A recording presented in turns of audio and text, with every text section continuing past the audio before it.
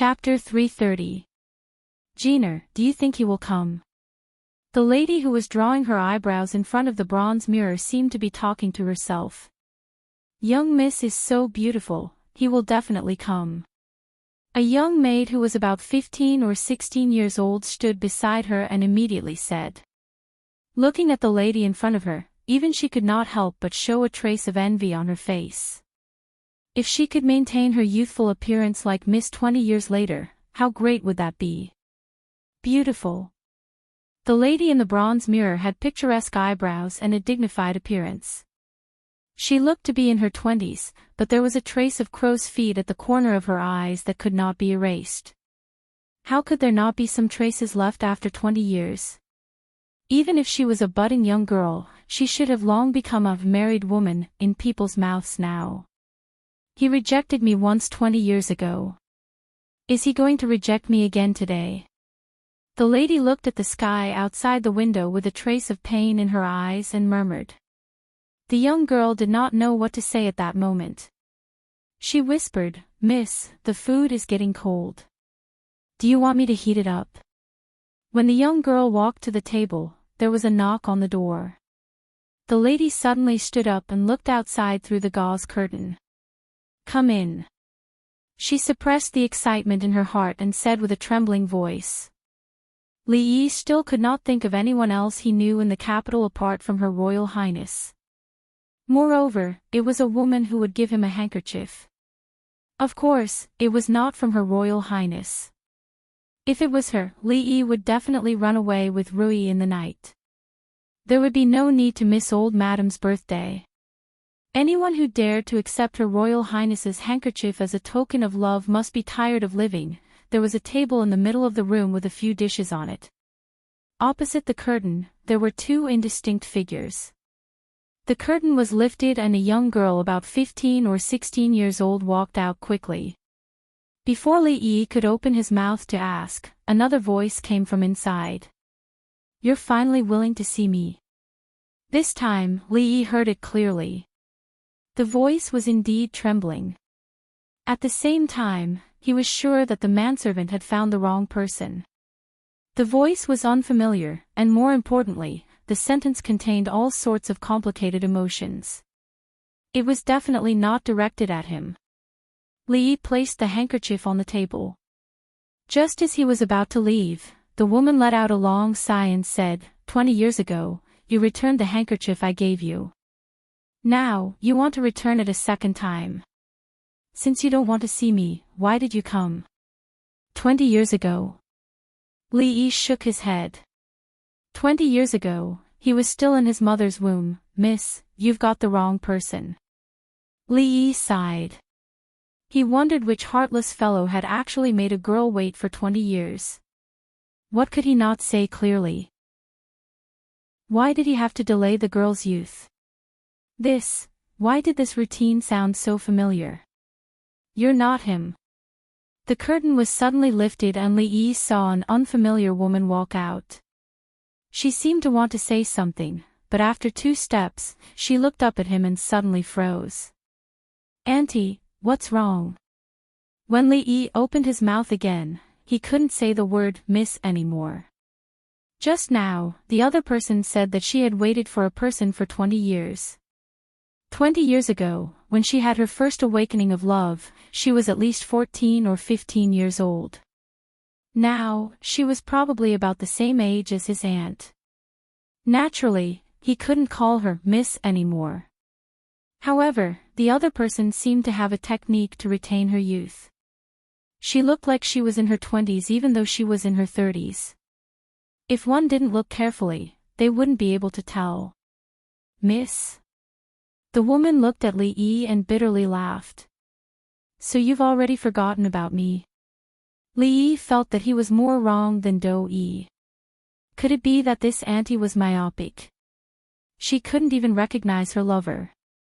Or could it be that not only did he have a common face, but he also looked especially old? If she wasn't myopic, then she must be a fool.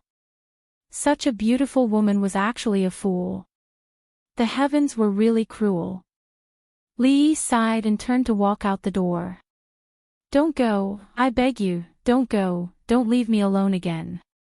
Suddenly, a sorrowful cry came from behind. Then, Li found himself being hugged from behind. He was startled and was about to let go of her hands when he heard her choking voice saying, Ming Han, don't go, I'm willing to be your concubine. I'll go beg my father and brother. If they don't agree, I'll threaten them with death. They will definitely agree. Don't leave me behind again, Ming Han. Li Yi's expression changed dramatically. It was as if he had been struck by lightning. You said it when we were young. You said that when I grew up, you would marry me. I've waited for so long. 10 years, 10 years. I've finally grown up, but why didn't you keep your words? Do you know that after you left, I was so afraid that you would never come back. Every month, I went to beg Bodhisattva, you've finally come back. My brother and the others didn't tell me, but I really want to see you again. The Qin family's daughter can't be a concubine. It doesn't matter, I'll go beg them. They will agree, they will definitely agree, the woman's voice choked with sobs. In a short period of time, Li Yi felt his back become wet. He opened his mouth, wanting to speak, but it was as if something was stuck in his throat. He couldn't say a single word. After a long time, Li Yi let out a long sigh. He moved her hand away and turned around. He lowered his head, not daring to look at her eyes. He said in a low voice, You've got the wrong person. I'm not Li Ming Han. How could I not recognize you? The woman didn't even have time to wipe her tears. When she raised her head to look at Li Yi, her body suddenly trembled. She immediately took a few steps back and her face turned pale. You're not him. Who are you? She had a look of disbelief on her face. She mumbled, Why, my name is Li Yi. Li Yi said in a low voice, Li Ming Han is my father. Yes, yes. The woman was silent for a long time. The way she looked at Li Yi became incomparably complicated. The two of them looked so similar. Even in her excitement, she didn't recognize him. It wasn't surprising that her subordinates had mistaken him. Her eyes regained their clarity. She placed the handkerchief on the table in Li Yi's hand and said, Help me give this handkerchief to your father. Tell him that I'll be waiting for him here tomorrow night at the same time. Li Yi shook his head and said, I'm afraid I can't help you with this matter. The woman raised her head to look at him and said, Don't worry. I won't fight with your mother. I just want to see him again. That's not the reason why I can't help you. Li Yi was silent for a moment. He said with difficulty, Because he has been dead for more than 10 years. The expression on the woman's face froze. In that instant, her face turned as white as a sheet of paper. What did you say? Her voice trembled even more. Li Yi lowered his head and said nothing. The woman's body became unsteady. She took a few steps back and leaned against the table to prevent herself from falling.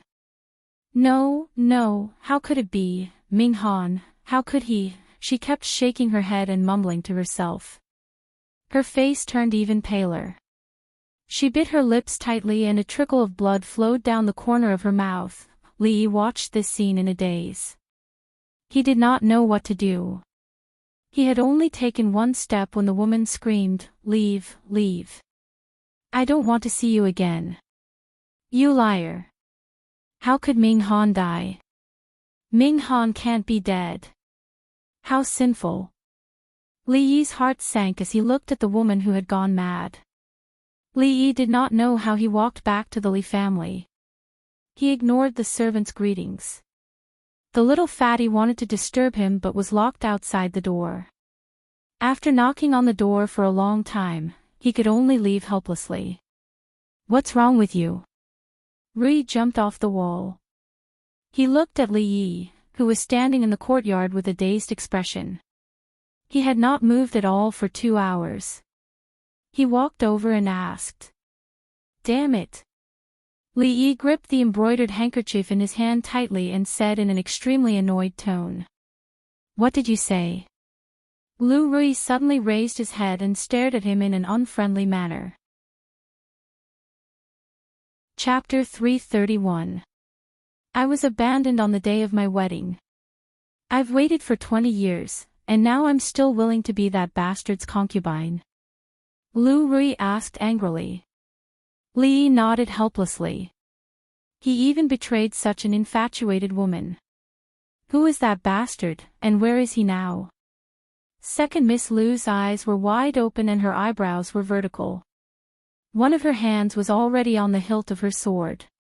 She looked like she was going to draw her sword in anger in the next moment and take the life of that fickle lover and heartless man. If she was born in the future, she would definitely be the most radical fighter for women's rights. He's dead. That bastard has been dead for more than 10 years. Li Yi looked at her and said slowly, come to think of it, you should call that bastard uncle.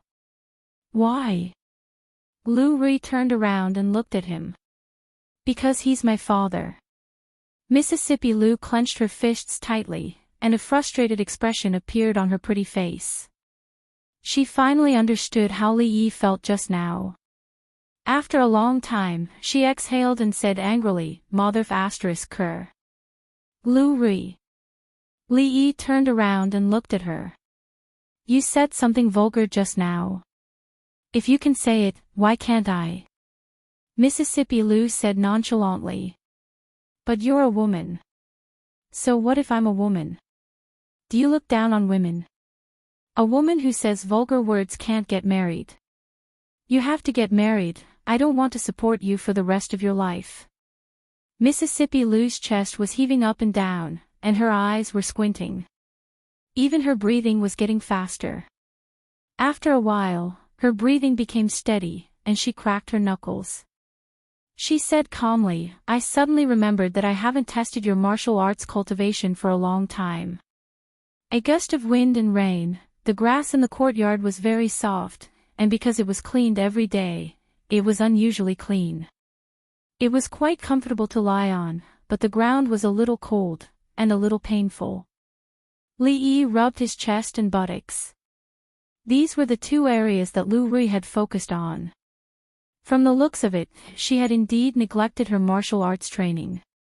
In the past, she could last a few more seconds without using her hands. After venting her anger, Second Miss Lu flew over the wall. Li Yi lay on the grass and looked at the moon. He took out the handkerchief from his pocket. When he thought about the look in the woman's eyes when he left, he couldn't help but feel a chill in his heart. As the legitimate daughter of a duke, she was willing to be a concubine so that she could be with the person she loved. She had persevered for 20 years and suffered indifference and criticism, but in the end, all she got was the news that the other party was no longer in this world. For someone who was infatuated with love, after experiencing such a thing, they would probably go crazy.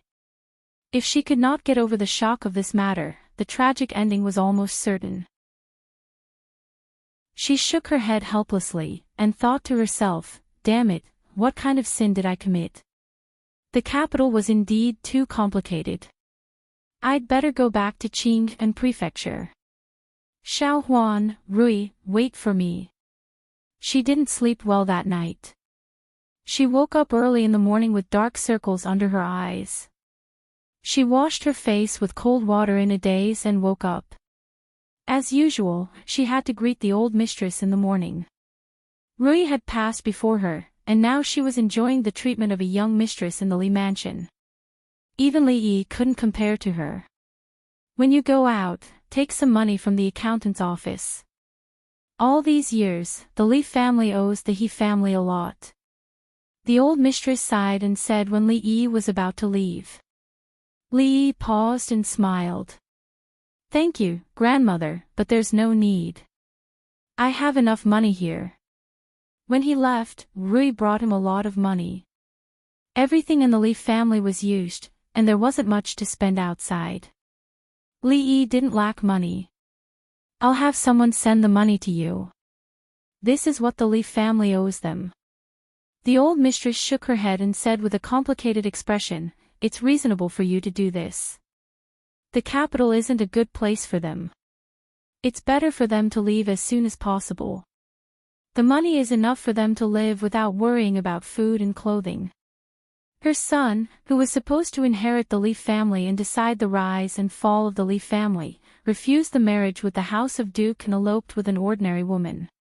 This caused the family to lose face. The old mistress also had resentment in her heart. However, 20 years had passed and both of them had passed away. The old mistress didn't want to talk about the past anymore. Li Yi didn't want to trouble the Leaf family with this matter. He bowed his head and left. In the backyard, Li Ming's wife, Madame Fong, looked at him with dissatisfaction and asked, "Do you know that he took all the He family members away?" Li Mingzhou was tidying up his official robes. When he heard this, he said, "This is what he should do. If it wasn't for the He family, the Leaf family wouldn't be like this. They owe us, we don't owe them anything. The old mistress wants to take 1,000 silver from the accountant's office to give them. What right do they have?" Madame Fong said angrily. "You don't need to care about this matter anymore." Li Mingzi tidied up his official robes, glanced at Madame Fong, and strode out. Looking at his departing figure, Madame Fong's eyes flashed with resentment. She muttered, "I don't care. If I don't care, your position as the head of the family will be taken by someone else. Leaving the Li family is one thing, but why did you come back? Li Minghan is short-sighted and unscrupulous. His son isn't any better. He will only cause the Li family to decline even earlier. I'm doing this for the Li family, for you." Madame Fong looked out the door and said coldly, "The old mistress has become muddle-headed. There's still me. I definitely won't let the Li family be destroyed by an outsider. Is the third young lady inside?" In the Qin family, a middle-aged man asked the servant girl at the door. "Yes, the third young lady is inside," the 15 or 16-year-old girl said with a trembling voice, as if she was about to cry. "What are you afraid of?" Chen Chong glanced suspiciously at the servant girl, then pushed open the door and walked in. Behind the curtain, an exquisite woman sat by the bed. A smile appeared on Chen Chong's face as he said, "Miao Yu, the plum blossoms on Mount Han are just in time. Let the servant girls accompany you to take a look. Don't you like worshipping Bodhisattva the most? While you're at it, you can also go to the Cold Mountain Temple to take a look. Worshipping Bodhisattva, even if it's worshipping Bodhisattva, what's the use? It's all fake, it's all fake." The woman's voice was hoarse as she muttered. "If you don't want to worship, then don't. Today's weather is very good, so it's not bad to take a look at the plum blossoms." There were not many taboos between siblings. When Chen Chong lifted the curtain and gazed in, his expression suddenly changed. It had only been half a day, but the woman's waterfall-like black hair was already grizzled and her face haggard, as if she had instantly aged 10-some years.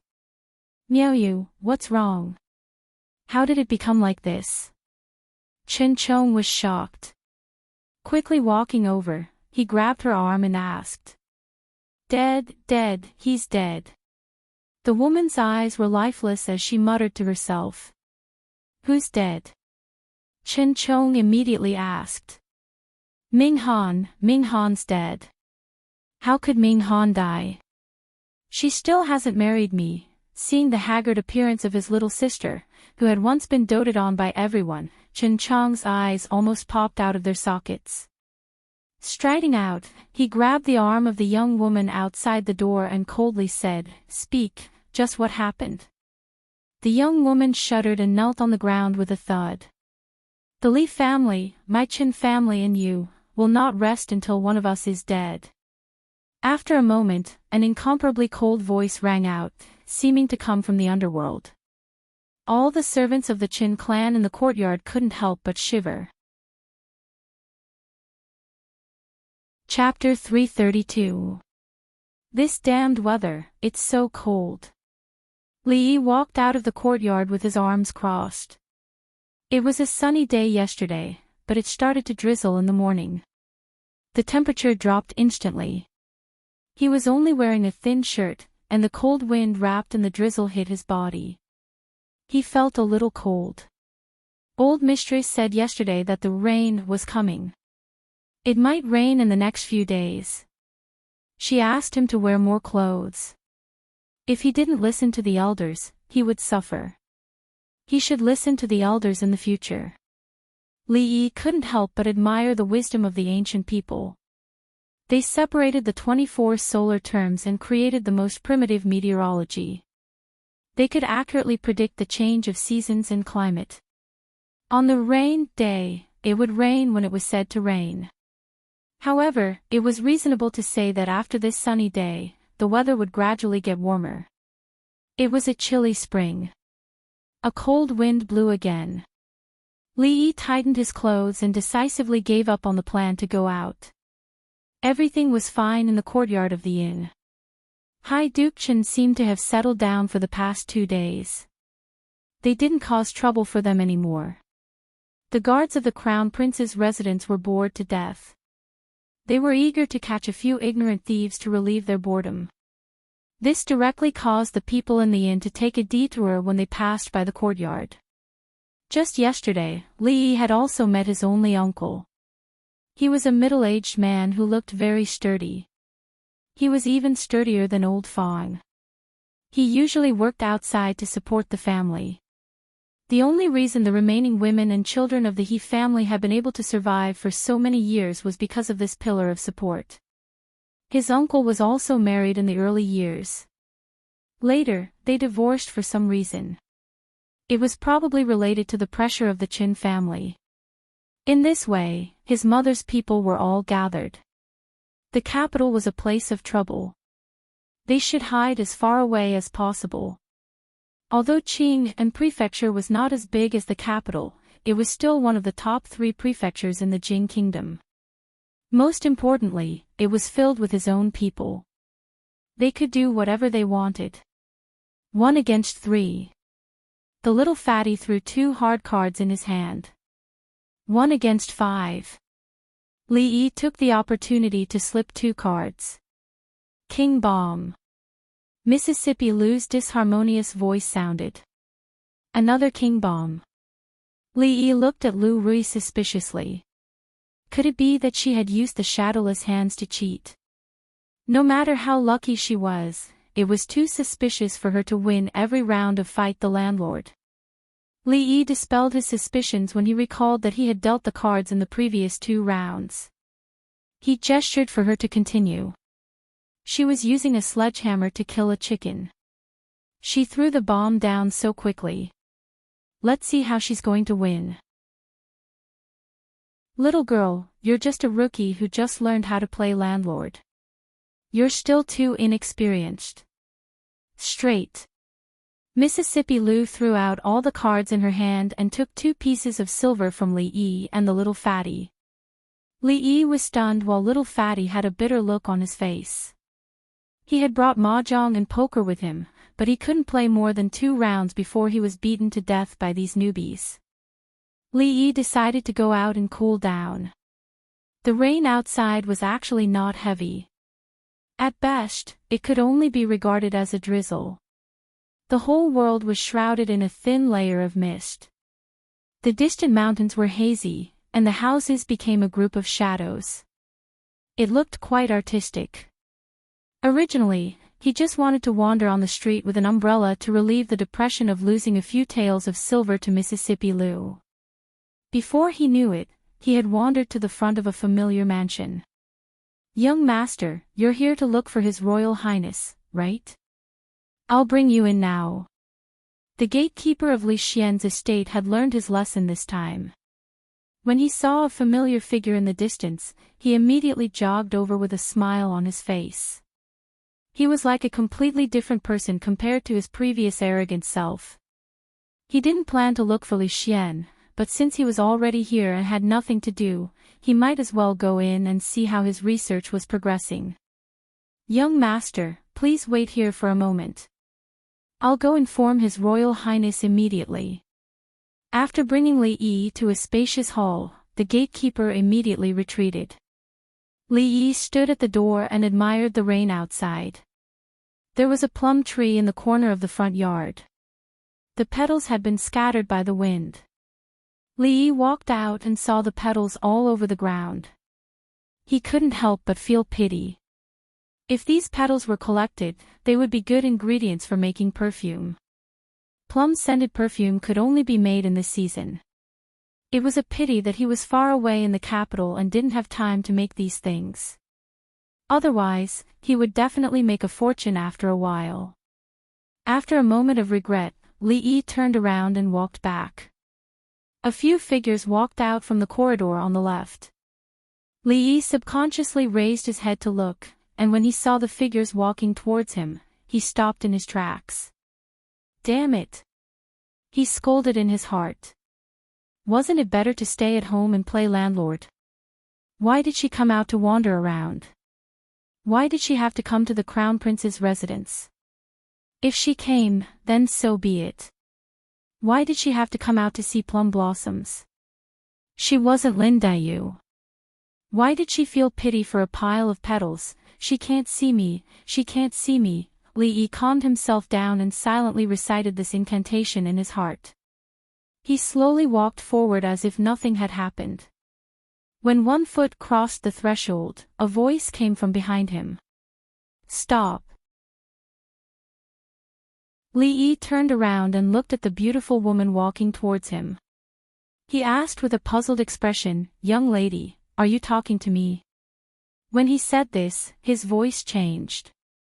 Before the beautiful woman could speak, a young girl beside her glanced at Li Yi and said in a bad mood, "Is there anyone else here besides you?" Li Yi stared at the young girl. His meaning was obvious. "Bah, you are the one who is not human." The young girl was very smart and immediately understood Li Yi's meaning. A trace of anger appeared on her pretty face as she rebuked him. Ignoring the arrogant young girl, Li Yi bowed to the beautiful woman politely and asked, "May I know why this young lady asked me to stop? I haven't seen you for a long time and you have improved. I wonder how much you have learned in the art of changing your appearance and voice." The woman crossed her arms and a trace of a smile appeared on her lips as she looked at Li Yi with interest. Li Yi smiled awkwardly. What is this young lady talking about? This one does not understand. The woman looked at him with a smile that was not a smile. Her meaning was also very clear. Pretend, continue pretending. Royal sister, you know her? The young girl asked in surprise. Li Yi sighed in his heart. Since he was so unlucky to meet her in the Crown Prince's residence, there was no point in continuing to pretend.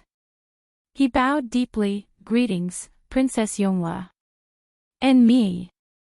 The young girl glared at Li Yi. Greetings. Cursing the broken rules of the royal family in his heart, Li Yi scratched his head and looked at her and asked, "What kind of princess are you?" The old madam said that it would rain these 2 days, but she did not say to look at the almanac before going out. Li Yi felt that today's almanac must have written, "Good to play cards, avoid going out, avoid meeting friends." Why didn't the princess stay in the palace? Why did she wander around the Crown Prince's residence like him? What if she encountered an assassin? Of course, which blind assassin would dare to make her a target? It was purely because they were tired of living. A group of assassins would not be able to withstand a few slashes from her. What a coincidence today. Li Xian walked over from the front and gave Li Yi an innocent look. Of all times, he had to bump into Mingsu when she was about to leave. Even if he wanted to hide it, he could only blame himself.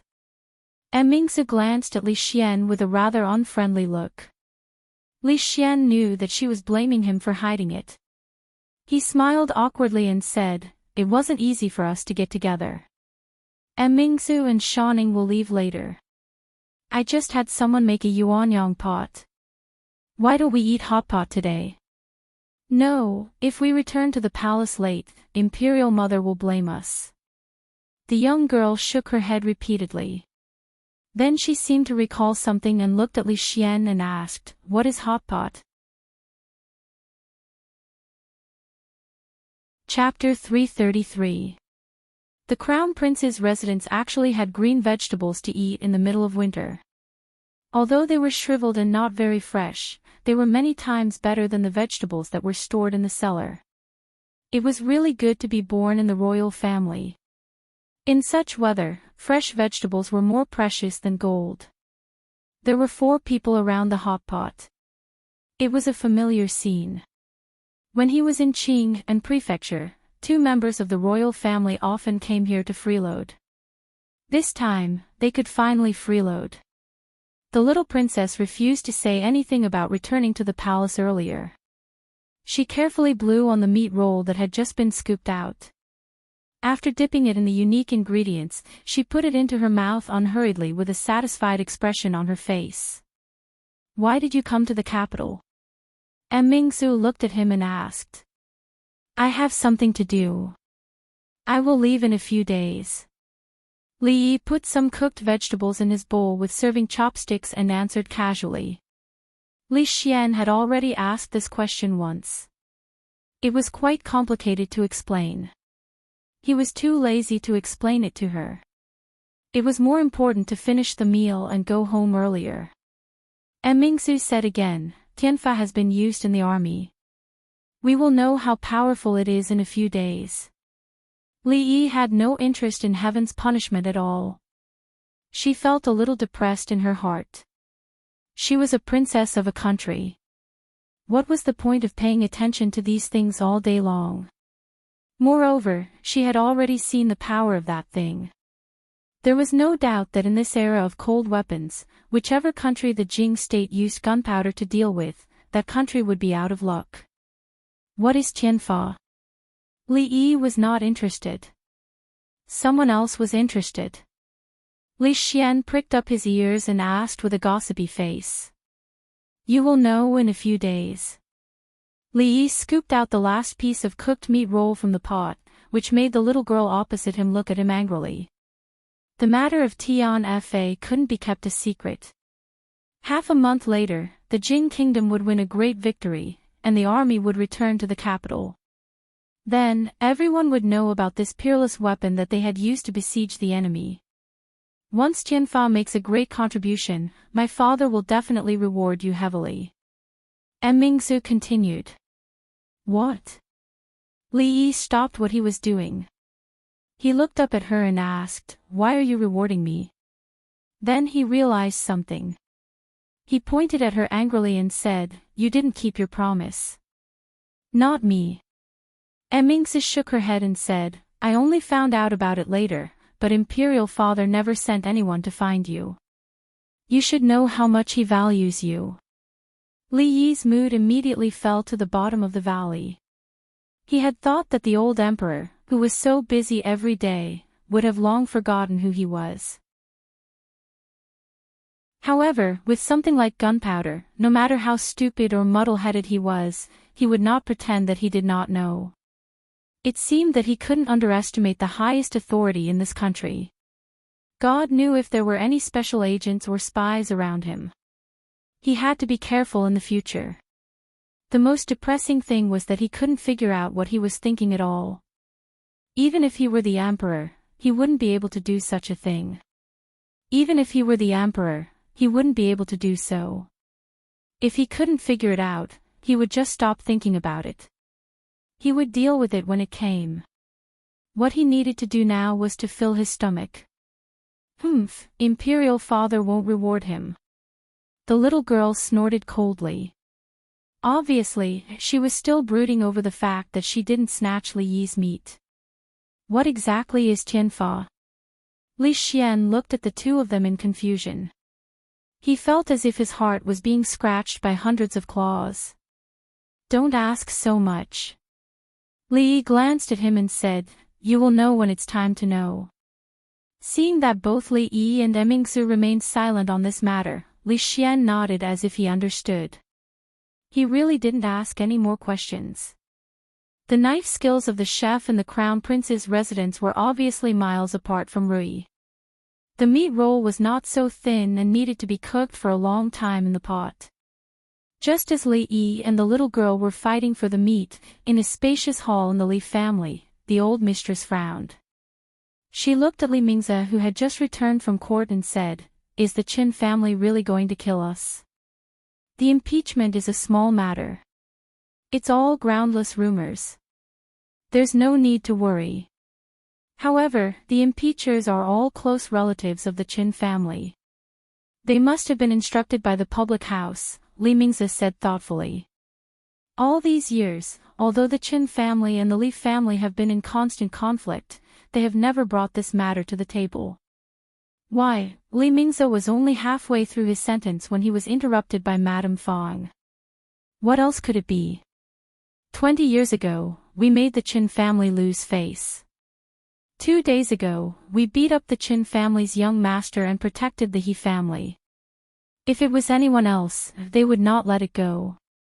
Madame Fong said angrily, "At that time, I told you not to interfere with the He family's matters. You didn't listen. Now, the Qin family has started to make a move. How are we going to fight them?" The old mistress did not say a word. Although Madame Fong's words were harsh, it was also the crux of the problem. Li Mingze's face did not show any signs of nervousness. Which official had not experienced impeachment before? The Qin family's little tricks did not affect him much. At that moment, he thought of something and said, "The third lady of the Qin family seems to have contracted a serious illness." After the court session, the emperor specially sent the royal doctor over. Could it be because of this? What a sin! The old mistress's mind flashed with the image of a young girl with a bright smile. She let out a long sigh and walked out with the help of her walking stick. A heart disease needs medicine to cure it. Third Mrs. Heart disease is not something that can be cured by medicine. I can only write a prescription for her to calm her mind. Lord Qin, you must remember to not let third Miss suffer any more agitation. Imperial physician Lu Jimin walked out of the room and cupped his fists towards the middle-aged man who was waiting outside the door. In that case, I thank Imperial physician Lu. Chen Qing cupped his hands and thanked him. Official Chen is too polite. After sending off Imperial physician Lu, Chen Qing stood in front of his sister's room. Thinking of her haggard appearance, he sighed and did not push the door open to enter. "Big brother, what did Imperial physician Lu say?" Chen Chong walked over and asked with concern. Chen Qing shook his head. Chen Chong clenched his fists and gritted his teeth, that Li Minghan died too early. If he was still alive, I would definitely let him have a taste of living a life worse than death. Chen Qing knew that he doted on his third sister since young. He looked at him and said, "The impeachment of Li Mingze was all arranged by you, right?" Chen Chong did not answer. Chen Qing sighed and said, "As the dignified left assistant minister of the Ministry of Appointments, a few impeachments did not have much effect. In the imperial court, there are many people who are on good terms with the Li family. What you want to do is not so easy. Are you going to let third sister's death be avenged?" Chen Chong's eyes were bloodshot as he gritted his teeth and said. Chapter 334. Look at the bigger picture. After a moment of silence, Chen Qing slowly said, "Today, His Majesty has decreed that Qin Yu will be transferred to Cangzhou. He will take up his post immediately. This is a blow to our Qin clan. It seems like His Majesty is not happy with us. You are the future head of the family. I don't mind if you look at the bigger picture," Chen Chong coldly said, "but the Li family ruined little sister's life. Seeing her like this, don't you feel bad? His Majesty's health is not well, and the position of Crown Prince has not been decided yet. The situation in the court is unstable, and we cannot make enemies everywhere. The Li family's matter involves many people. Prince Ning is staying in the capital as the supervising inspector and has an ambiguous relationship with the Li family. Now is not a good time to make a move," Enchanting said in a low voice. Are we just going to watch our little sister suffer like this? I can't take this lying down. Enchanting gritted his teeth and said, then turned to leave. Enchanting looked into the distance and clenched his fists. After a moment, he slowly relaxed them. Take good care of the young miss, he ordered the servant girl at the door and left with a desolate back view. Oh, the Arabic numerals and the new method of counting that you taught me are gradually being implemented in the Imperial College. When the time is right, it can be implemented to the whole country. In the future, anything that requires counting will be much easier and more convenient. Her Royal Highness was always thinking for the whole world. She never forgot to talk about national affairs during meals. After making such a great contribution to the country, is there no small reward? Li Yi looked at her and asked. What reward do you want? Mingsu thought for a moment and said, how about I ask father to make you a professor in the Imperial College and specialize in teaching mathematics? Forget it. Aren't you biting the hand that feeds you? Li Yi immediately decided not to reward him for being a teacher to a bunch of pedantic scholars. The little girl who was scooping up the mutton from the pot looked up at Li Yi and asked, what? That strange thing, it was you who made it. Li Yi thought to himself that the current emperor really did not pay much attention to the education of the princes. What did he mean by, made it? The little girl glared at him fiercely and said discontentedly, so it's you. What kind of lousy number is this? I just didn't write it out. Sir even hit my hand. It's all your fault. Do you still want to eat this piece of meat? Li Yi didn't even look at her as he scooped up the last piece of mutton from the pot and asked. Eat. The little girl suddenly forgot about the slap on the hand and reached out to grab it without any regard for etiquette. This bad guy always snatched meat from her. If it was in the palace, she would definitely ask her father to beat him. However, in the palace, she always ate with her mother. During the meal, she was not allowed to speak. Even the position where she held the chopsticks was very particular. If she made any noise while eating, she would be scolded by her mother. In comparison, she still preferred this place. Furthermore, the food in the palace wasn't as delicious as the one here. Imperial sister had just said that this delicious, hot pot was made by this rascal. Based on this matter, she would forgive his rudeness. Elder brother Xian said that this bad guy's cooking was very delicious. When he returned to the palace, he would ask his imperial father to send people to capture him and make him cook for him every day. He would make him fight for meat with him. As this image appeared in her mind, the little girl couldn't help but laugh out loud. Li Yi looked at the little princess with pity.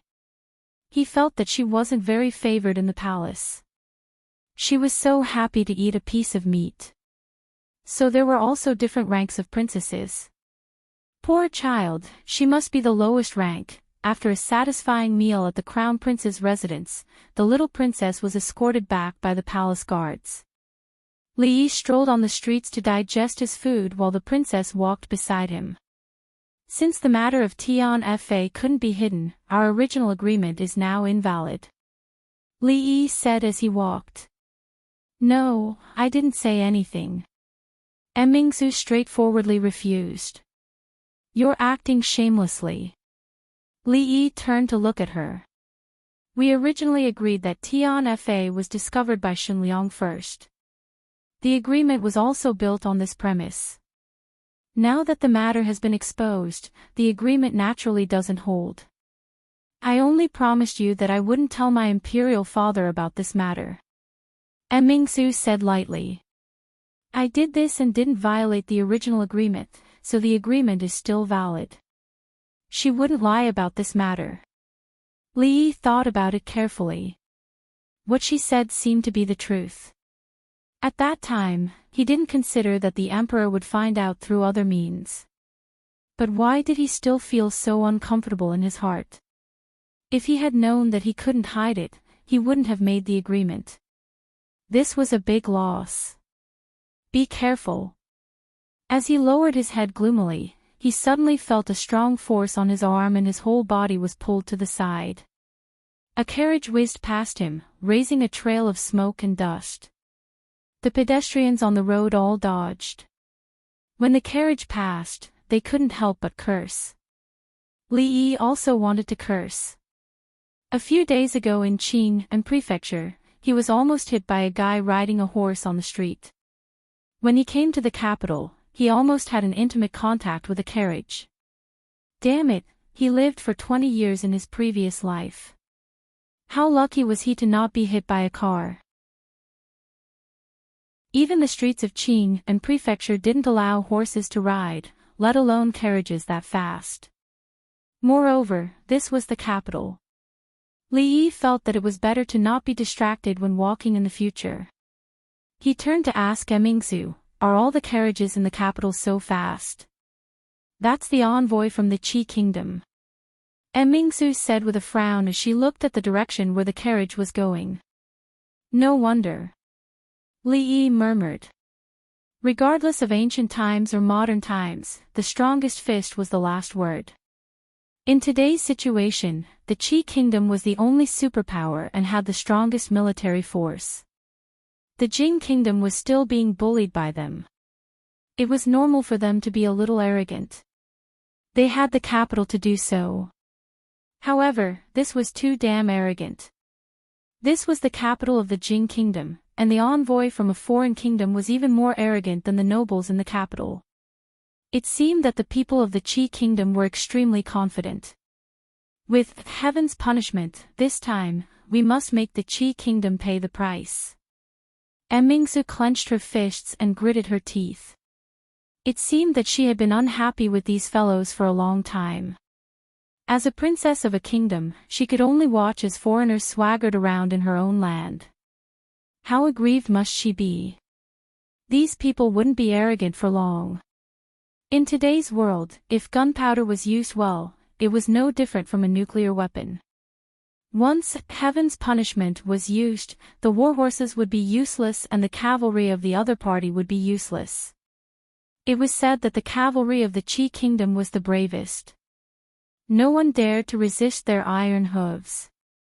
If the cavalry was useless, their combat power would be reduced by at least half. With a few clay pots thrown out, harvesting people was no more difficult than harvesting straws. Chapter 335. As a princess of a country, especially a leftover princess, what she should worry about the most was not marriage, but whether she would be sent to another country for a peace marriage or whether she would be betrothed to some idiot from a minister's family. As a woman, her martial arts skills were unreasonably high, and she hated evil as if it was her enemy. She was full of national pride, wholeheartedly devoted to the country and the people, and always wanted to exploit others. No wonder she didn't get married even though she was so old. If all the princes of the Jing kingdom could be half as good as she was, after the death of the old emperor, the Jing kingdom would have no problem to maintain its power for decades. If nothing unexpected happened, after the war with the Qi kingdom, the Jing kingdom's deterrence among all the countries would increase by more than one level. Moreover, divine punishment was just the beginning. Gunpowder could not only be used as bombs, but also guns and cannons. In the future, they would be antiques, but in the present, they were definitely great inventions at the forefront of science and technology.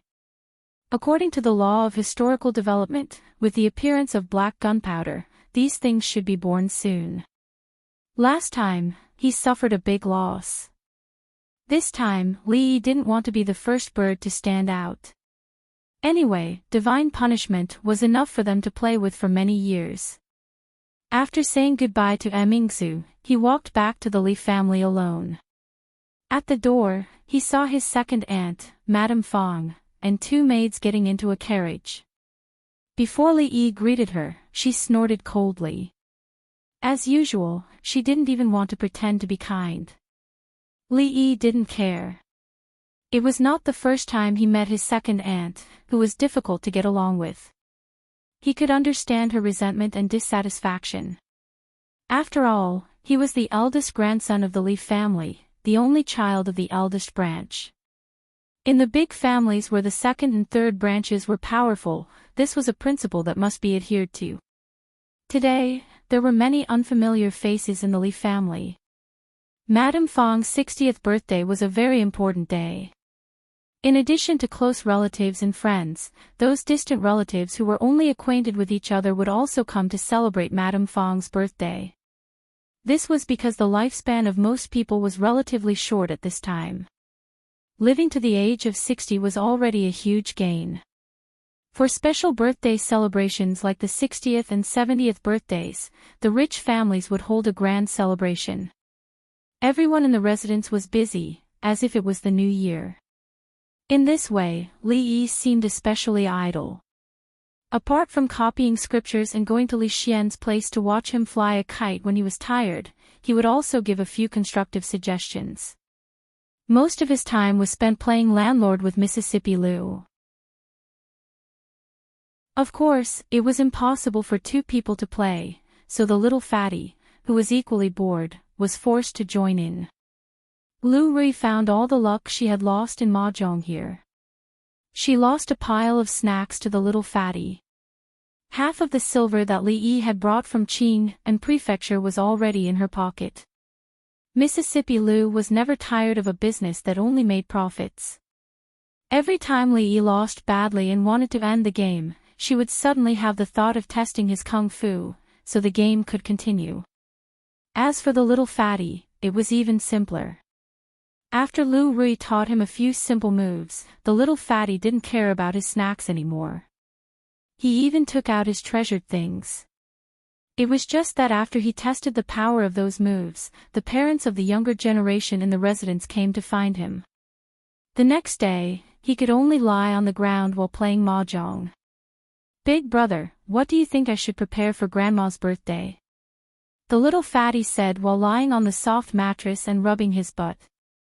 The little fatty had been hanging around Li Yi recently and was used to letting him make decisions for him. Li Yi arranged the tiles in his hand and said, "As long as you don't want to give her your treasured candied plums and pastries, anything is fine." "Why?" Having his thoughts read, the little fatty raised his head and stared at Li Yi with widened eyes. "My mother said that the gift has to be unique."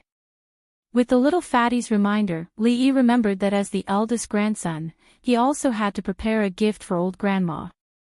He couldn't afford something too expensive, but something too cheap showed no sincerity. He had to think about it carefully. While Li Yi was thinking about this, Lu Rui made a vague gesture with one hand. The little fatty understood and secretly passed a tile over. In the morning, Li Yi couldn't even afford a cheap gift. He borrowed a few dozen taels of silver from Mississippi Liu and wrote a promise that he would return double the amount when he returned. Only then did his wallet become a little fuller. The little fatty followed him like a bug. He promised the little fatty to fly on the kite for a while when he went to Li Xian's residence this time. A fine horse galloped towards them from behind, and Li Yi hurriedly pulled the little fatty along to avoid it. They watched as the armored knight galloped past them, quickly disappearing from their line of sight, leaving behind a messy street and the curses of the passers-by. The next time they met, he needed to remind the princess that it was time to discipline this kind of reckless galloping in the city. "Out of the way, out of the way." In a place where Li Yi couldn't see, the knight shouted in a hoarse voice, looking as if he hadn't slept for a few days and nights as he galloped straight for the palace gates. At this time, in the throne room, the morning court assembly that usually ended a long time ago had been delayed by more than 2 hours. The current emperor sat on the dragon throne with a gloomy expression. The court was noisy as the civil and military officials were arguing over something. "Your Majesty, I accuse the envoy of the Qi kingdom of being presumptuous and reckless. He had recklessly galloped his horse in the city and injured several people. I sincerely ask for your Majesty to punish him according to the law." A young official stepped forward with a ceremonial tablet in his hand. The noise in the court stopped for a moment. Everyone looked at the young imperial censor as if they were looking at an idiot. He was a young man after all. Although this was what imperial censors did, there was still a time and place to do it. Was he talking about the envoy of the Qi kingdom who had recklessly galloped his horse? No one paid attention to the young imperial censor. An old man stepped forward and said, "Your Majesty, I think that ceding a city to the people at the borders can save us from suffering and reduce the casualties of our soldiers." I second the motion. I second the motion. As soon as the old man finished speaking, several more people stepped forward to express their support. *T. Every inch of the Jing kingdom's land was won by the blood and sweat of our soldiers. If the Qi kingdom wants it, we'll fight them with real swords and spears. What's there to be afraid of? *T envoy. They should be dragged out and beheaded. Do they really think that the Jing kingdom is a pushover? Your Majesty, give this old official 100,000 elite soldiers. We'll definitely wipe out the Qi kingdom. Emperor Jing rubbed the area between his brows as he watched the court hall turn into a wet market. A first-rank official was cursing like a shrew. When he looked down at the envoy of the Qi kingdom, his expression became even more gloomy. Chapter 336. The civil and military officials argued endlessly. The envoy of the Qi kingdom had an arrogant look on his face. In terms of national power, the Qi kingdom was a well-deserved hegemon. Although the Li royal family had once prospered and created a flourishing age, that was a matter of the previous dynasty. As an envoy of the Qi kingdom, he could stand tall in any country. I have something to say. At this moment, another person stood up. The voices of the people arguing became slightly weaker. This was because the person who stood up was the new capital governor, Dong Wenyun. He was favored by the emperor. His words played a decisive role in the current situation. What do you think, Dong Wenyun? Emperor Jing raised his eyebrows and asked. Dong Wenyun said solemnly, every inch of land in the Jing kingdom must be fought for. The ancestral teachings left by the great ancestors cannot be changed. Dong Wenyun only said one sentence and retreated to the side. However, he had directly expressed his position. In the court, many people frowned. Dong Wenyun was born a poor scholar and did not belong to any faction in the court. Now that he had shown his attitude, he stood opposite to the peace faction. An old man with white hair and beard said seriously, the Qi kingdom has a strong military force. If the stalemate continues, it will be disadvantageous to the Jing kingdom. Now that the national treasury is declining, it is difficult to continue. If the war continues, I don't know how many soldiers will lose their families. Your Majesty, please reconsider. Nonsense. The Qi kingdom has the heart of a tiger and a wolf. If we concede once, there will be a second time. What are you going to do then? Continue to retreat. An old general said angrily. In a few words, the court seemed to have developed into a vegetable market again. Emperor Jing could not hide his disappointment. There were many civil and military officials in the court, but there were countless extraordinary people. However, when they encountered real trouble, no one could help him solve his problems. Just as Dong Wenyun had said, the teachings of the ancestors could not be ignored. The Li family of the former Tang dynasty was so mighty that with a single command, all nations would obey. When would he be able to achieve this in his hands? He coughed twice and his chest began to feel stuffy again. Looking at the situation below, Jing Di could not help but feel sad. His panting became more and more serious. There was not much time left for him. A ghostly figure suddenly appeared outside the palace door. After a few flashes, it appeared beside Emperor Jing. Changde whispered a few words into Emperor Jing's ear. Emperor Jing suddenly raised his head. His eyes flashed and he asked loudly, "Really?" Changde nodded his head and said, "The messenger has been rushing about for several days to deliver the good news." After entering the palace, he fainted. I have already sent someone from the Imperial Physician's Bureau over. He took something out of his bosom and gave it to Emperor Jing. He said, "This is the report of victory. The wax is intact. Your Majesty, please take a look." When the good news was delivered to Emperor Jing, he couldn't help but open it and look at it. All right. After quickly skimming through the contents of the letter and seeing the seal of the great general at the end, Jing Di slammed the table and laughed out loud. All the civil and military officials raised their heads. They didn't know what happy event had happened. How could His Majesty be so happy at such a critical moment? Although you are the envoy of the Qi Kingdom, you have to abide by the laws of the Jing Kingdom in the territory of the Jing Kingdom. This matter will be handled by the Supreme Court and handled according to the law. Jing Di stood up and looked at the young censor who had just spoken. He asked, "What's your name?" The young censor had just been scolded by his superior. At this time, he had not recovered. When he heard His Majesty's question, he was stunned for a moment. "Answer His Majesty's question quickly." An old man beside him gently tugged at his sleeve. He was extremely puzzled. His Majesty had instructed the Supreme Court to handle this case. His intention was to severely punish the envoy of the Kingdom of Qi. However, the strange thing was that they had selectively ignored this matter just now. "Why, your humble servant is Song Lang," the young censor hurriedly said. "Very good. As an imperial censor, I am in charge of supervision. I should be impartial and follow the law." The officials in the court saw that His Majesty had avoided the most important matter that had been discussed recently. Instead, he was praising a small censor.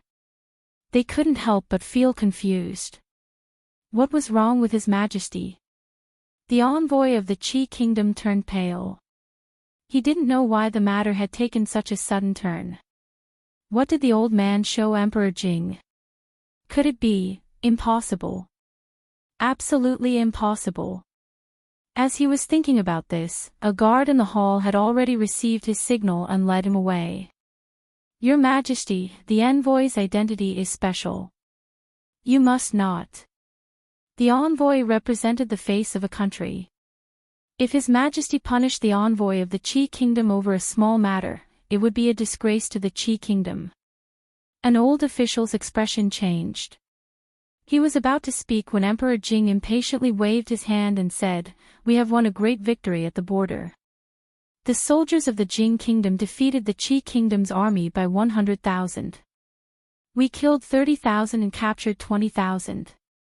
The rest fled in panic. General Su Dingyuan took advantage of the victory and pursued them. He has already taken 2 cities." As soon as Emperor Jing said this, the expressions of the officials in the court changed. They were dumbfounded. The first thought that came to their minds was that they didn't believe it. When did the invincible Qi Kingdom's army become so weak? Not only did the Jing Kingdom win, but it was a great victory.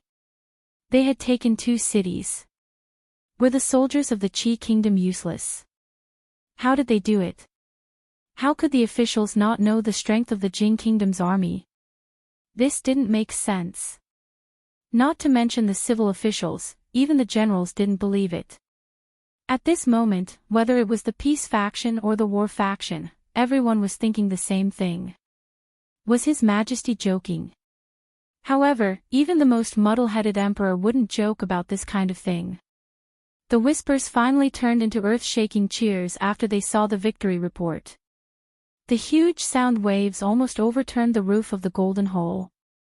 The officials who couldn't calm down returned home. After they woke up, the news spread out with the capital as the center. That night, the emperor held a banquet in the palace and the curfew in the capital was lifted for 3 days. No matter where they went, there was a sea of cheers. All the citizens of the Jing Kingdom could walk with their backs straight. They had never been as proud as they were today. They loudly boasted about the great achievements of the Jing Kingdom soldiers. They talked about how they defeated the millions of soldiers of the Qi Kingdom with 50,000 soldiers and horses. They talked about how General Su Dingyuan was like a god who had descended to the mortal world. He summoned divine soldiers and generals to help him and beat the Qi Kingdom's army. This was a grand event that had never happened in the decades since the establishment of the Jing Kingdom. The tavern was open all night. Whether it was the scholars or the heroes of the Jianghu, they could all be seen in the small tavern. They recited poems and performed sword dances. For the past few days, the people of Qi living in the capital didn't even dare to step out of their houses. Li Yi learned from the princess that the envoy of the Qi Kingdom was recuperating in the Honglu Temple. He wouldn't be able to get out of bed for at least half a month. From this, it could be seen that people who exceeded the speed limit never had a good ending. Chapter 337. The power of Tianfa on the battlefield is far beyond our imagination. Different from Li Yi's focus, the princess was naturally not concerned about the envoy of Qi who was speeding. The messenger who had traveled thousands of miles to deliver the news of victory had fainted due to exhaustion after arriving at the imperial palace. Under the treatment of the imperial physician, he had woken up long ago and described the situation of the battle in detail. The Qi Kingdom had a strong army and shared a border with the Jing Kingdom. For decades, the two countries had been in constant conflict. The Qi Kingdom's soldiers were brave and well-armed. On the battlefield, the lives of the Jing Kingdom's soldiers were exchanged for the lives of the Qi Kingdom's soldiers. The Qi Kingdom's strength was deeply engraved in the hearts of the Jing Kingdom's people. This was also the reason why the Qi Kingdom's ambassador and the people of Qi could be arrogant and domineering in the capital of the Jing Kingdom. However, the past could not be reversed. The Jing Kingdom, which had been weak for a long time, could finally hold its head high. Under Tianfa, there was no city that could survive within 3 feet. The warhorses went out of control and the Qi Kingdom's soldiers covered their heads and fled like rats, begging for mercy. General Su Dingyuan not only defeated the Qi Kingdom's army but also pursued them. He used the power of Tianfa to destroy 2 cities. When they ran out of food and fodder, he sounded the gong to retreat and stationed a large number of soldiers at the border. He would return to the capital soon.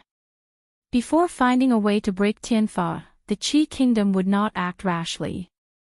Don't rely too much on Tianfa. After all, it is just an external force. In the end, it still depends on the bravery of the soldiers and the outstanding command of the general. If the other side also discovered the secret of Tianfa, the situation will only worsen. Li Yi reminded. Li Mingzhu nodded. She looked at him and asked, "The reason why we were able to win this time is because of you. What reward do you want?" "You're exaggerating. If you really want a reward, just make me a duke. It doesn't need to be too much. 10,000 taels of gold and 1,000 acres of fertile land. This request is not too much, right?" This time, Li Yi deliberately emphasized the words 10,000 taels of gold to prevent them from fooling him with 10,000 copper coins again. Although it was said that being an official was tough, sleeping later than a dog and waking up earlier than a chicken, working tirelessly and fighting with all kinds of people, it was different to be an aristocrat who only took a salary and did not work. He had a beautiful wife and a big house. He did not need to work hard, and the country would help him achieve it. Every day, he just had to lie in the courtyard, bask in the sun and tease the little servant girls. When he had nothing to do, he would go to the brothel to listen to music and watch erotic dances. How many years would he have to work hard for? Of course, after he brought Rui over, he could forget about being a concubine. She probably wouldn't agree. Even if she agreed, Mississippi Lou probably wouldn't agree either. Once she woke up, the concubine he had just married yesterday would probably have to go to the well to look for her, not too much. Her Royal Highness looked at him with her arms crossed and said, "Since the founding of the country, there has been no title of nobility without military merit. It is as difficult as ascending to heaven to get the title of a county baron. How many dukes are there in the country now? 10,000 taels of gold and 100,000 taels of silver. Do you know how much money was spent on this expedition? If I reward you 2 more times, the national treasury will be empty. As for the 1,000 acres of fertile land, the perpetual farmland of a prince is only 10,000 acres. Do you think you can compare with 10 princes? Li Yi looked at her with contempt. She was the one who took the initiative to ask him what reward he wanted. It seemed that she could not even satisfy one of them. How could she still pretend to be generous? Forget it. They can reward me however they want. I'd better watch Li Xian fly a kite. Li Xian was getting more and more playful. He had invited several machine masters to participate in the development of the glider. In just a few days, the glider had been modified to the point that even Li Yi himself couldn't understand it. Definitely don't think about becoming a duke. As a small county lieutenant without any title, it's impossible for him to become a first-class duke in a single step. Don't even think about 10,000 taels of gold. Even if father agrees, the court officials won't agree. 1,000 acres of fertile land is also a dream. How can there be so much fertile land to reward you? Li Yi rolled his eyes at Her Royal Highness who had followed him here. If he doesn't want to give it, then he doesn't want to give it. Is there a need to ridicule him like this? However, all your contributions are not small. Father is clear about rewards and punishments. He will definitely not treat you unfairly. You should be more serious. Don't always think about fooling around with him. Seeing Li Yi's absent-minded look, Mingzu frowned and said. Li Xian showed that he had been implicated even though he was not doing anything. He walked over and said discontentedly, "What do you mean by fooling around with me? I'm also sharing Uncle Emperor's worries. Think about it. If they could fly higher, wouldn't they be the best spies on the battlefield? How many soldiers, horses, provisions, and fodder does the enemy have, how many routes they are divided into, how the terrain is, and where the ambush is? Wouldn't it be clear at a glance?" In order to prove that he was not fooling around with him, Li Yi added, "Think about it. If our people fly above the enemy and throw down all the heavenly punishment they carry, what will happen?" In his lifetime, Li Xian's creation of the most primitive bomber was something to look forward to. As long as something beneficial to the country was mentioned, Her Royal Highness would immediately become serious. She looked at the guard who could already fly over the treetops thoughtfully. "Your Majesty, the envoy of the Qi Kingdom has recuperated in the office of the Grand Herald for a few days. After presenting the memorial, he is ready to leave the capital." Emperor Jing did not seem to hear Changda's words. He played with a clay pot without a fuse in his hand and said, "It's a pity that I didn't see the Jing Kingdom soldiers defeat the Qi Kingdom's army with my own eyes. Subject Su's contributions in this battle cannot go unnoticed. He will be conferred the title of Great General who supports the kingdom. When the army returns, I will personally come out to welcome them and reward them." A rare smile appeared on Changda's dead face. This victory was of great significance to the Jing Kingdom. His Majesty's long-cherished wish was to make the Jing Kingdom stronger in his lifetime so that it would no longer be bullied by foreign countries. Now, he had finally taken the most important step. With this battle, His Majesty's prestige would increase greatly. It would be enough to shut the mouths of countless people in the imperial court. Subject Yen reported today that the appearance of horseshoes has reduced the cost of horses by more than 60%. The Ministry of Justice has also submitted an official document, intending to vigorously implement the law of interrogation in Anxi County. If this law can be implemented in all counties, it will reduce many cruel officials. The Imperial Physicians Bureau has jointly submitted a petition to claim credit for Anxi County Lieutenant Li Yi. His cardiopulmonary resuscitation and suturing of wounds have made great contributions and can save countless lives. They are even more useful on the battlefield. In the battle with the Qi Kingdom, if not for his heavenly punishment, we would probably still have lost, let alone seize the city and expand the territory. Emperor Jing muttered to himself.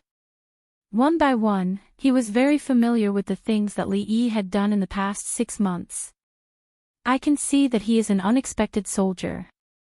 In terms of governing the country, most people in the imperial court are better than him. However, no one can replace what he can do. The smile on Changda's face deepened. He said, "Today is the 60th birthday of the old mistress of the Li family. That lazy boy can't wait to get as far away from the capital as possible. We must be careful that he doesn't run away." Emperor Jing smiled and said, "I am glad that I went to Qing and Prefecture that time.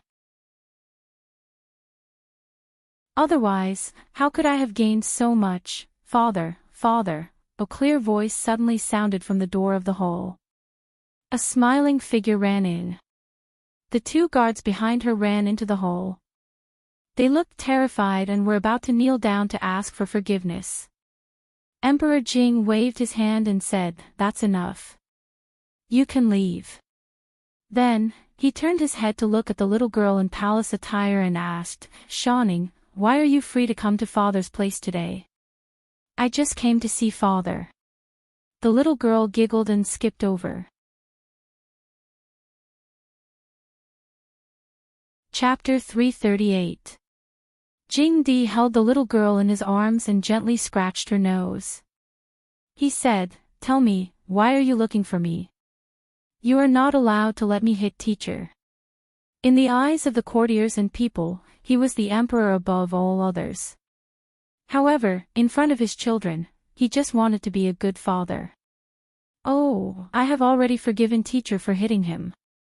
The little girl twisted her body and said, "Shanning wants to eat hot pot." "What is hot pot?"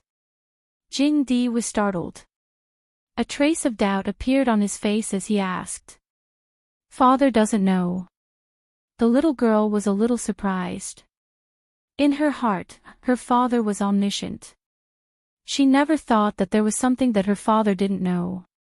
After being surprised, she waved her little hand and said, "Then, father, help Shanning catch a bad person and bring him into the palace." When he looked down and saw the little girl's eyes moving around, he knew that this was her purpose. He felt a little funny and asked, "Tell father, which bad person dares to offend our Shanning?" "Father, put him in prison to help you vent your anger." "No, no." The little girl shook her head like a rattle drum and hurriedly said, "Father, you can't put him in prison. Otherwise, no one will cook delicious food for Shanning." "Nonsense.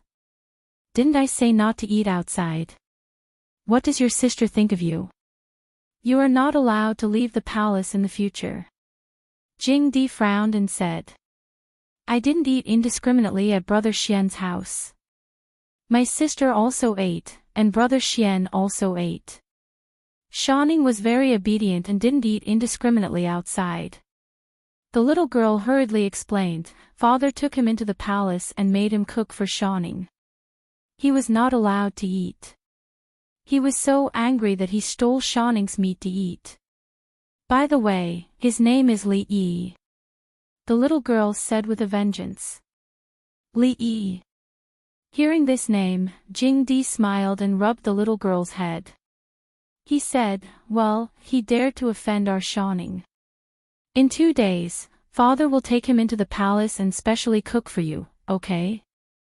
Father loves Shanning the most." A satisfied expression appeared on the little girl's face.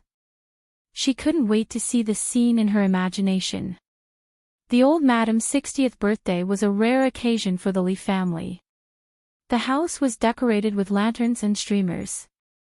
Every few steps, a huge lantern was hung, illuminating the Li mansion as if it was daytime. The servants of the Li family stood at the door, ushering in the guests who came to celebrate the old madam's birthday. Li Mingze and Li Mingyuan would personally welcome the distinguished guests. Of course, welcoming the guests had nothing to do with Li Yi. He had only been here for a few days and did not know any of the guests. He sat far away and watched the guests come and go with boredom. It was not until today that he found out why the Li family could be stable in the capital for so many years, even if they did not get along with the High Dukes. In just 2 hours, 2 High Dukes sent gifts. Although they did not come in person, at least their attitude had been expressed. As for the other large and small families, there were countless of them.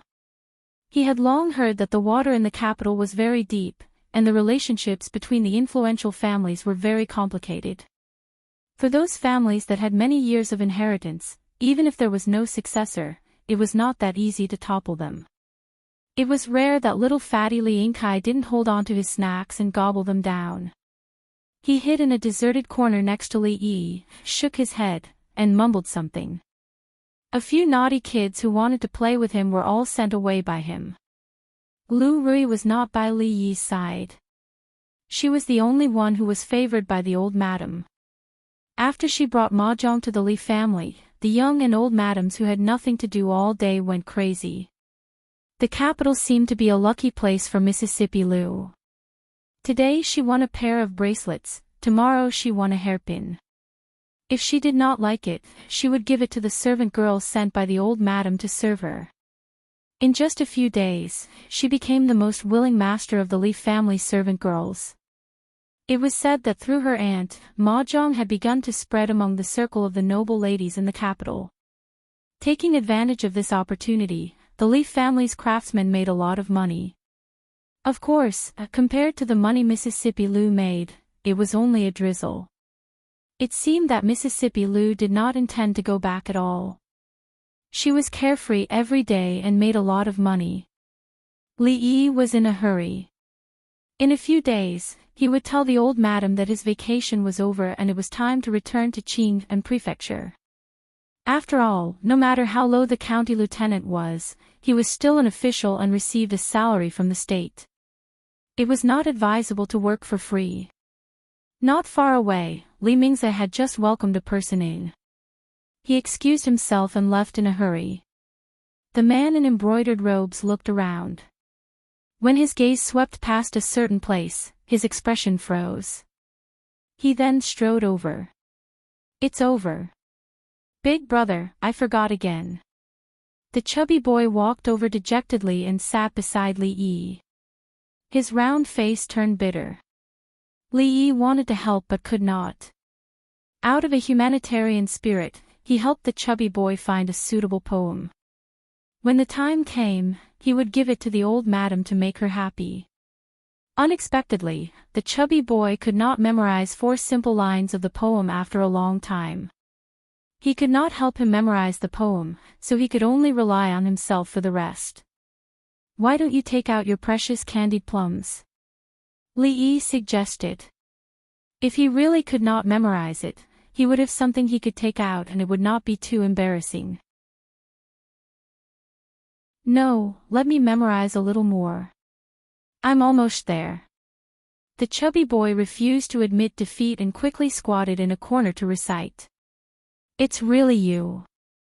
A surprised voice came from the side. Li Yi turned his head and saw a middle-aged man in embroidered robes walking towards him. "Aren't you in Qing and prefecture? Why are you in the capital?" The man sat directly opposite Li Yi and asked in surprise.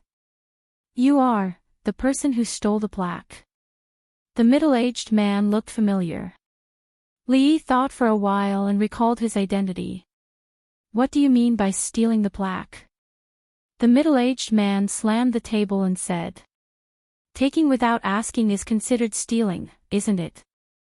Li Yi replied indifferently. In his heart, he was recalling what Professor Feng and Magistrate Dong had said to him that day. The man was a high-ranking official in the capital and seemed to be the assistant minister of the Ministry of Personnel.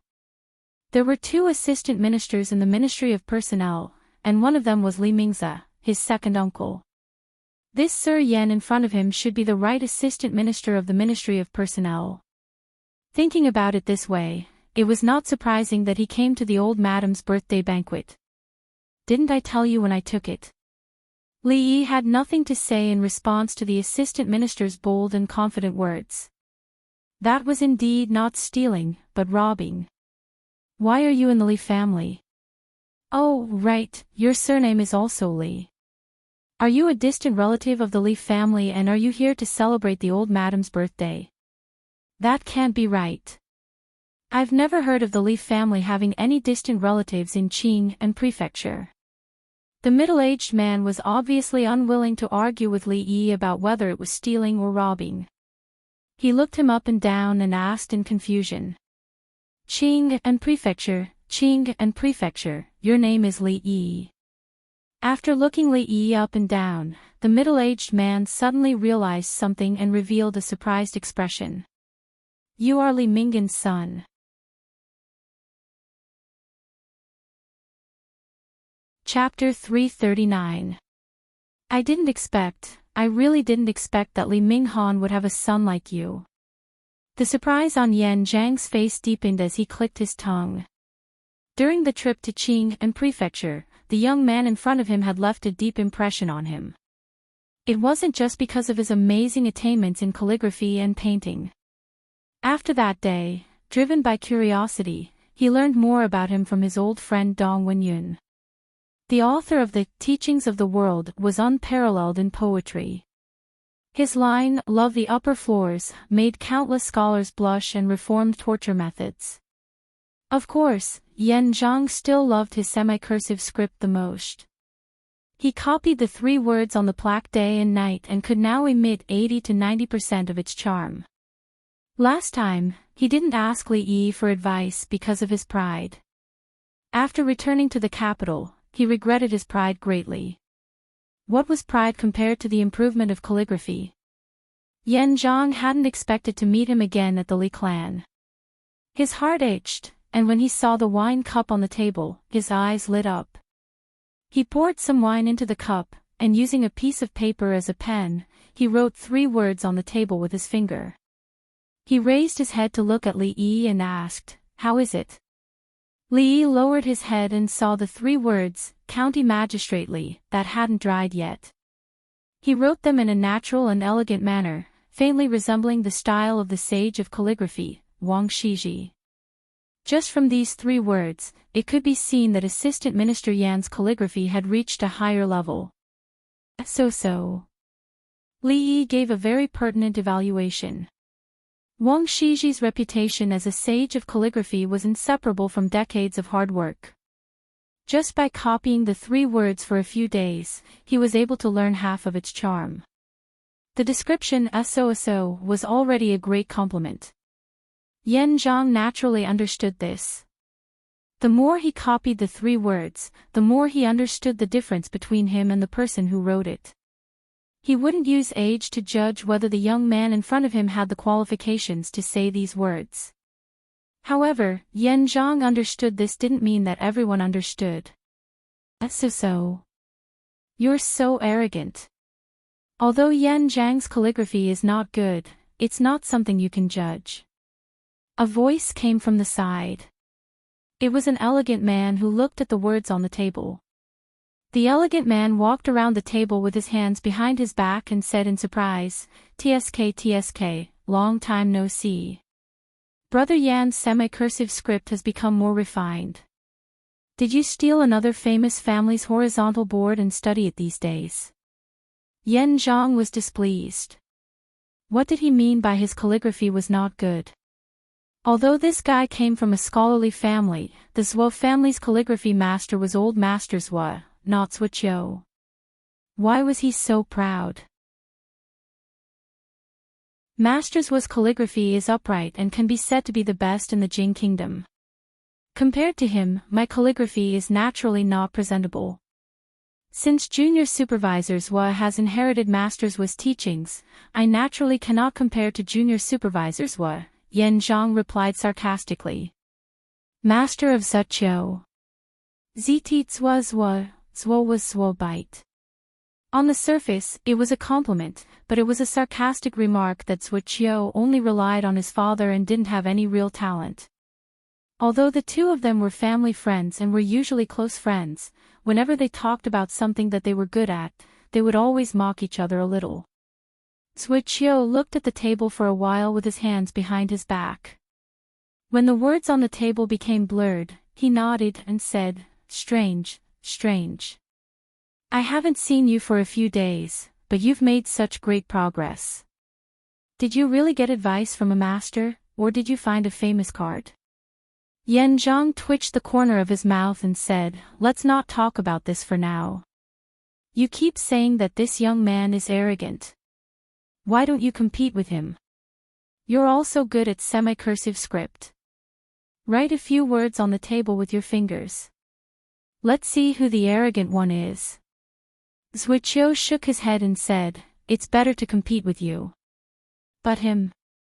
If people know, they'll say that I'm bullying the younger generation. Shiping Stone Scripture.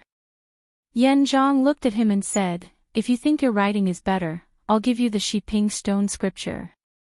If you lose, don't blame me for tearing down the horizontal board of the House of Zhua tonight. Zhuqiu's eyes suddenly lit up, and he said with uncertainty, you mean the original post of the Shiping Stone Scripture? It's really with you. The Shiping Stone Scripture was the masterpiece of the creator of the flying weight style, Kai Yong of the Eastern Han Dynasty. The original post was very valuable for collection and research. It would be a blessing to get it. As for the horizontal board of the House of Zhua, he didn't worry about it at all. His calligraphy attainments were not great, but they could be described as minor achievements. How could he lose to a young man who was still wet behind the ears? Even if he started practicing since he was in his mother's womb, he couldn't beat him. What do you think? Do you dare? Yan Zhang looked at him and asked with a smile. Why not? Zhuqiu laughed and said, it's rare for you to be so generous. How can I spoil your fun? After that, he dipped his finger in the wine. In a flash, the 4 big words, happiness like the East Sea, appeared on the table. He wrote the words smoothly and continuously. Zhuqiu's calligraphy attainments could be remarkable if he could write with his finger dipped in wine. Ordinary people couldn't even write with a brush. Come on, it's your turn. Yan Zhang didn't look at Zhuqiu's words at all. With a cunning smile on his face, he was already planning how to tear down the Zhuo family's horizontal board at night. He hurriedly urged Li Yi. Zhuqiu wanted his Shiping Stone Scripture. It was impossible. It would be better if it was Elder Zhua. Even if Elder Zhua came in person, Yan Zhang was 70% sure that he could win. Seeing Yan Zhang's expression, Zhuqiu's heart skipped a beat. He suddenly had a bad feeling. Yan Zhang was not a fool. The Shiping Stone Scripture must be extremely important to him. How could he give it away for free? Could it be that he was really sure that he could win? Turning to look at the young man again, Zhuqiu shook his head and suppressed this unrealistic idea. I'm not interested. Li Yi glanced at the words on the table and said, shaking his head. The Shiping Stone Scripture and the Zhuo family's horizontal board had nothing to do with him. This assistant minister Yan has a good plan. He's treating me as a tool. Are they familiar with each other? Tearing down someone else's horizontal board is no different from slapping him in the face. This is a great feud. Yan Zhang's expression froze. He hurriedly grabbed Zhuqiu's arm and said, I owe you one. Li Yi thought, last time when I snatched the horizontal board, I already owed him a favor, but he didn't take it seriously. Obviously, the assistant minister's favor is worthless. However, Li Yi didn't want to be pestered by him. He casually dipped his finger into the wine and drew 2 words on the table. He was ready to leave this troublesome place and let them catch up. Is this what you're relying on? Seeing the messy handwriting on the table, Zhuqiu was stunned at first. Then, he smiled and patted Yan Zhang's shoulder. He said, Brother Yan, tomorrow morning, I'll send someone to your mansion to get the Shiping Stone Scripture. Yan Zhang didn't expect that Li Yi wouldn't give him face at all. He was a little anxious and grabbed Li Yi's arm tightly. Write it carefully. If you win, you can make a request of me, as long as it's not too much. Stop it, second young Master Yan, what are you doing? Just as Yan Zhang shook Li Yi's arm violently, a delicate voice suddenly came from not far away. Chapter 340. The dignified Right Assistant Minister of the Ministry of Personnel could not help but shiver after hearing that voice. He hurriedly let go of Li Yi's shoulder and turned around to explain, "No, nothing." The beautiful woman walked over quickly and asked Li Yi, what were you doing just now? Did he bully you?" "Sister-in-law, you misunderstood," Yan Zhang said bitterly. He was not afraid of his father or his eldest brother at home, but he was afraid of this tough sister-in-law. How could he dare to admit it now? "No." Li Yi shook his head. He had only heard that his aunt's husband's surname was Yan, but he did not expect it to be this Yan family. The woman looked at Yan Zhang suspiciously and then said to Li Yi, "In a quarter of an hour, bring Ying Kai to the hall to celebrate old madam's birthday with a few juniors." "Got it." Li Yi nodded as he glanced at the little fatty who was still mumbling in the corner. Seeing his sister-in-law leave, Yan Zhang heaved a sigh of relief in his heart. He turned to look at Li Yi and said, "Even if it's not for my sake, for the sake of sister-in-law, let that arrogant person know that there is always someone better out there." "How about that?" Li Yi thought for a moment. Looking at the almost dry handwriting on the table, he wet his fingertip and wrote, "Longevity as long as the South Mountain, next to fortune as vast as the East Sea." He wiped his hands, walked to the little fatty and said, "Let's go, how about it? Do you still want the accelerating peace stone scripture?" Yan Zhang said proudly when he saw Suiqiu staring at the handwriting on the table in a daze. Suiqiu opened his mouth but could not say that he had one no matter what. The plaque on the Zhuo family's gate was important, but so was his face. He wasn't shameless enough to say that he wasn't as skilled as others. "I lost. This young man. Where did you find him?" Suiqiu sighed and looked up at him. Under the temptation of the accelerating peace stone scripture, his normal thinking ability had been affected. After so many years of dealing with Yan Zhang, he should have known that a cunning man like Yan Zhang would not make a losing deal.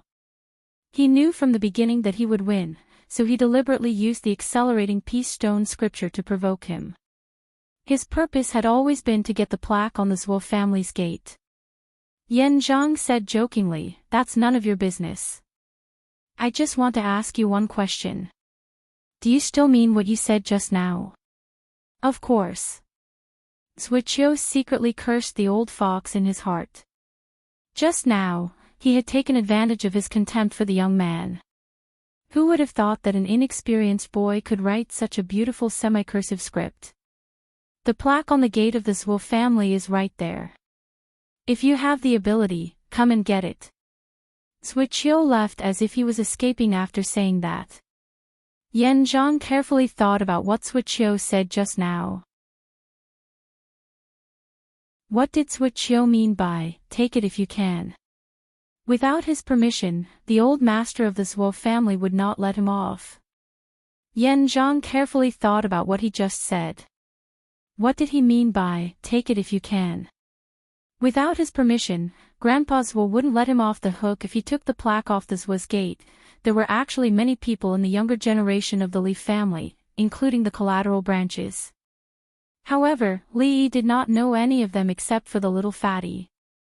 "Grandma, I wish you happiness as boundless as the East Sea and longevity as the pine tree in Nanshan. This is my congratulatory gift to you." "Grandma, I wish you happiness as boundless as the East Sea and longevity as the pine tree in Nanshan. This is my congratulatory gift to you." The younger generation stood respectfully at the bottom of the hall according to the order.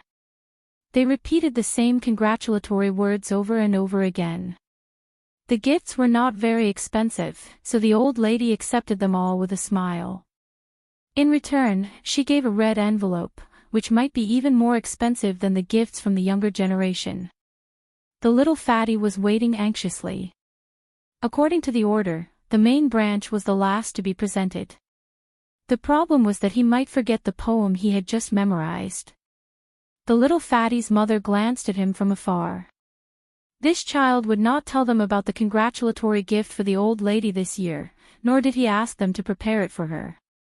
Even now, she did not know what he was going to give the old lady. The little fatty looked anxious. When it was finally his turn, he immediately ran up and said loudly, "I've composed a poem. I'd like to take this opportunity to present it to you, Grandma." The old lady was slightly stunned. Then she smiled and said, "Great, even our Inkai can compose poems. Quick, let me hear it." Everyone in the Lee family, including the little fatty's parents, looked surprised. Inkai was famous for not being good at studying. He could not even recognize words. When did he learn to compose poems? The guests all had looks of interest on their faces. Previously, the juniors had only given them some mundane things. Occasionally, they would see something different, and that piqued their interest. This child, what nonsense! Li Mingyuan frowned and said in a low voice. Ignoring the crowd, the little fatty pointed at the old lady and began to shake his head. "This woman is not human." At this point, the voice paused for a moment and a thoughtful expression appeared on his face. After that, he didn't continue. "What?" Everyone's expression froze when they heard that. The guests stared at the descendant, and the Li family was dumbfounded. "Bastard, what are you talking about?" Seeing that his son's first sentence was disrespectful to the old lady, Li Mingyuan's face darkened and he strode over. The next moment, he finally thought of the next sentence. The pondering expression on the little fatty's face disappeared. He pointed at the Li family and said loudly, "All the children and grandchildren are thieves." The guests held back their laughter, and the faces of the Li family began to twitch. Li Mingyuan walked over and raised his hand high. He shouted sternly, "Shut up." A few black lines appeared on Li Yi's face. A good poem that could change according to circumstances had been recited by little fatty in such a manner. It could be said that there was no one in the past and no one in the future who could do it. He walked forward helplessly and said, "Third uncle, please wait. I've been listening to Inkai reciting a poem today. The whole poem is this woman is not human, a fairy from the 9 heavens descending to the mortal world. All the children and grandchildren are thieves, stealing the immortal peaches and longevity for their loved ones." I think he must have been too nervous just now and memorized the wrong sequence. "Yes, that's it. That's it." The little fatty hid behind Li Yi and went down the slope. A fairy from the 9 heavens descending to the mortal world, stealing the immortal peaches and longevity for their loved ones. Hee, what a changing poem. Wonderful, wonderful. To be able to write such a poem, he must have some talent. The poem is plain and simple. It's not strange to say that it was written by a child. Everyone present was a high-ranking official and had received higher education. After understanding it, they looked at the little fatty and started chatting with a smile. Li Mingyuan looked at his son with a face full of doubt. He knew his son very well. It was already a miracle that he could write the 4 lines of the poem without a single mistake, let alone composing a poem. Could it be that this child had been hiding his talent all this while? The old mistress was very happy and praised the little fatty. She picked an expensive gift from the pile of congratulatory gifts and gave it to him on the spot. The little fatty hugged the gift and returned with a smile. According to the order, after the little fatty was second uncle's son, Li Yingjie, followed by Li Yi. Other than the mutation caused by the little fatty, the Li family's genes were pretty good. A handsome young man took an item from second Aunt Fong and walked to the old mistress. He smiled and said, "This is Xiao Chun's longevity painting. It's my congratulatory gift to Grandma. I wish Grandma a long and happy life." It's Xiao Chun's longevity painting. It said that he needs half a year to complete one. It's not easy to get it without 1,000 taels of silver. Although Xiao Chun is young, he's quite talented in calligraphy. Many young people like his calligraphy. He's quite thoughtful to get Zhao Chun's longevity painting. As the crowd discussed, the old mistress accepted the gift with a smile and opened it in front of everyone. Immediately, several people surrounded it. Longevity painting. Li Yi frowned slightly and pondered. What's going on? Lu Rui walked to his side and asked with a frown as well. Opposite them, the wife of the Li family's master, Madame Fong, glanced over and revealed an unnoticeable smile.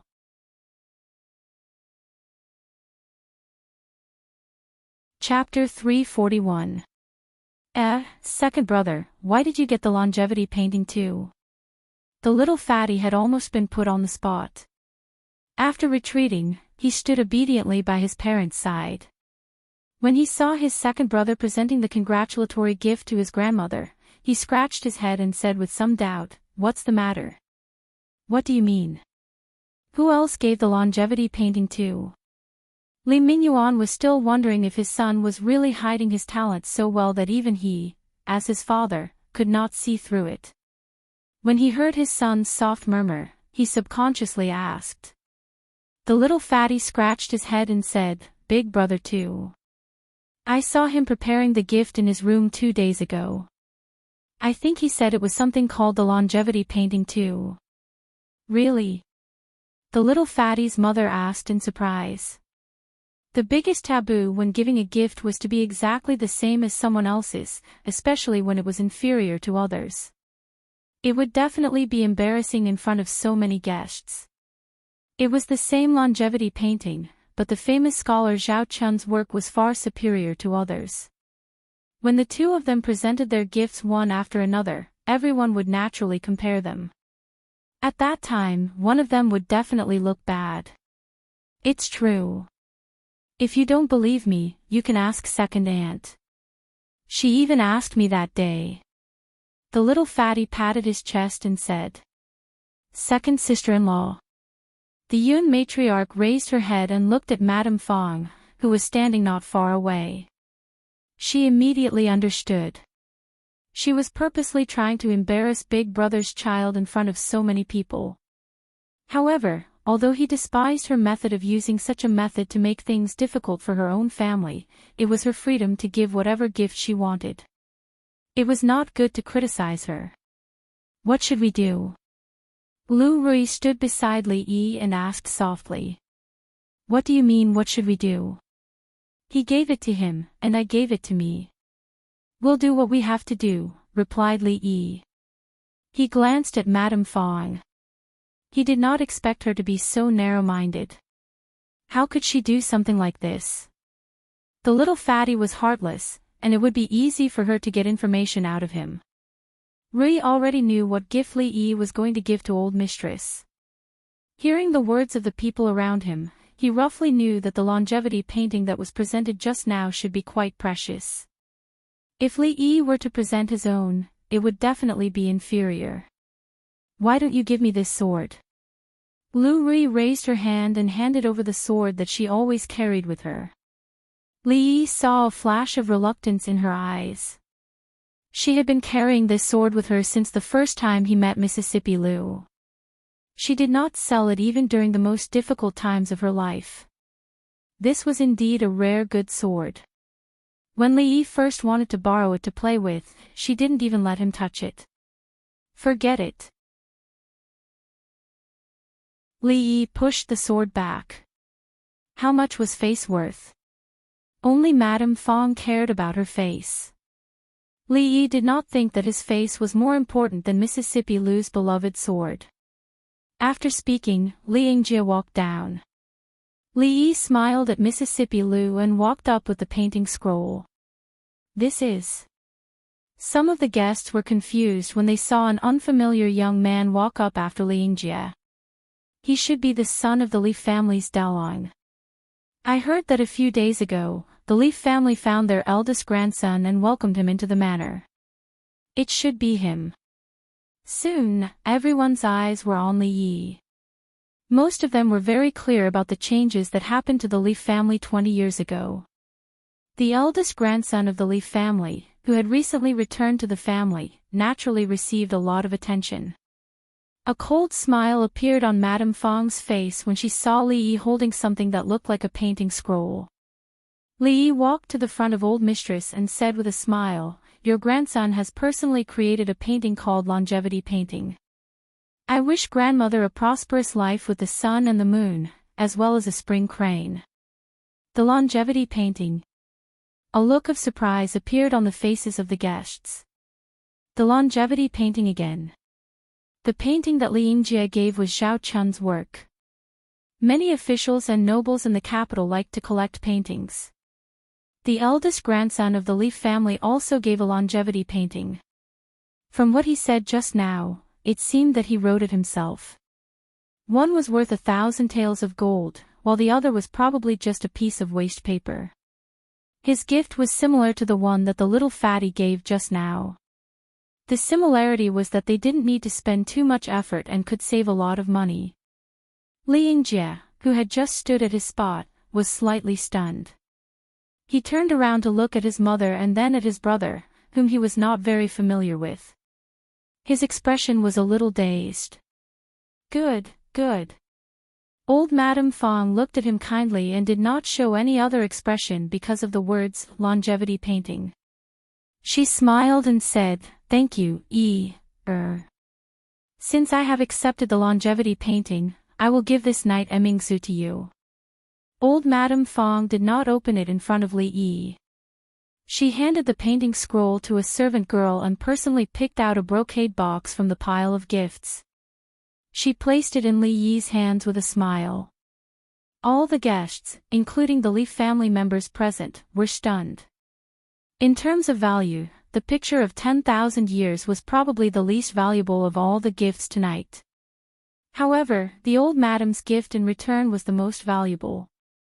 Not to mention Li Yingjie, who had also given a picture of 10,000 years, even the gift she gave to little fatty just now was far from comparable. Old Madame Fong's action caused everyone to look at Li Yi in a different light. Old Madame Fong was at least half the reason why the Li family was able to survive for so many years. Under such an occasion, she naturally would not do anything unnecessary. There must be a deeper meaning behind her action. Madame Fong's face was so gloomy that it was about to drip water. She didn't think that the old madam would protect him to such an extent that she would casually give the jade bracelet that had been passed down in the family to an outsider. They were both longevity painting, but the one that her son gave was thousands of times more precious than his, yet the effect was completely opposite. Did the old madam really think that way? In the next moment, Madame Fong's dark expression disappeared and she immediately put on a smile. She walked up and said, "Since this is old Madame Fong's gift in return, you must put it away carefully. If I had known that nephew's gift was also longevity painting, I would have asked Yingjie to prepare something else. Speaking of which, nephew is considerate. Although Zhao Chun's longevity painting is good, he is an outsider. How can it be as precious as a family member's gift?" Madame Fong smiled and walked to the servant girl's side. She took the painting scroll from her hands and praised, "Yingjie has never had the heart to study since he was young. Nephew has indeed inherited eldest brother's talent. I believe this longevity painting will not be bad. Why don't you open it and take a look to make old Madame Fong happy?" As she spoke, she opened the painting scroll and placed it on the table beside her. Old Madame Fong frowned. She wanted to stop her, but it was too late. The guests nearby quickly surrounded them.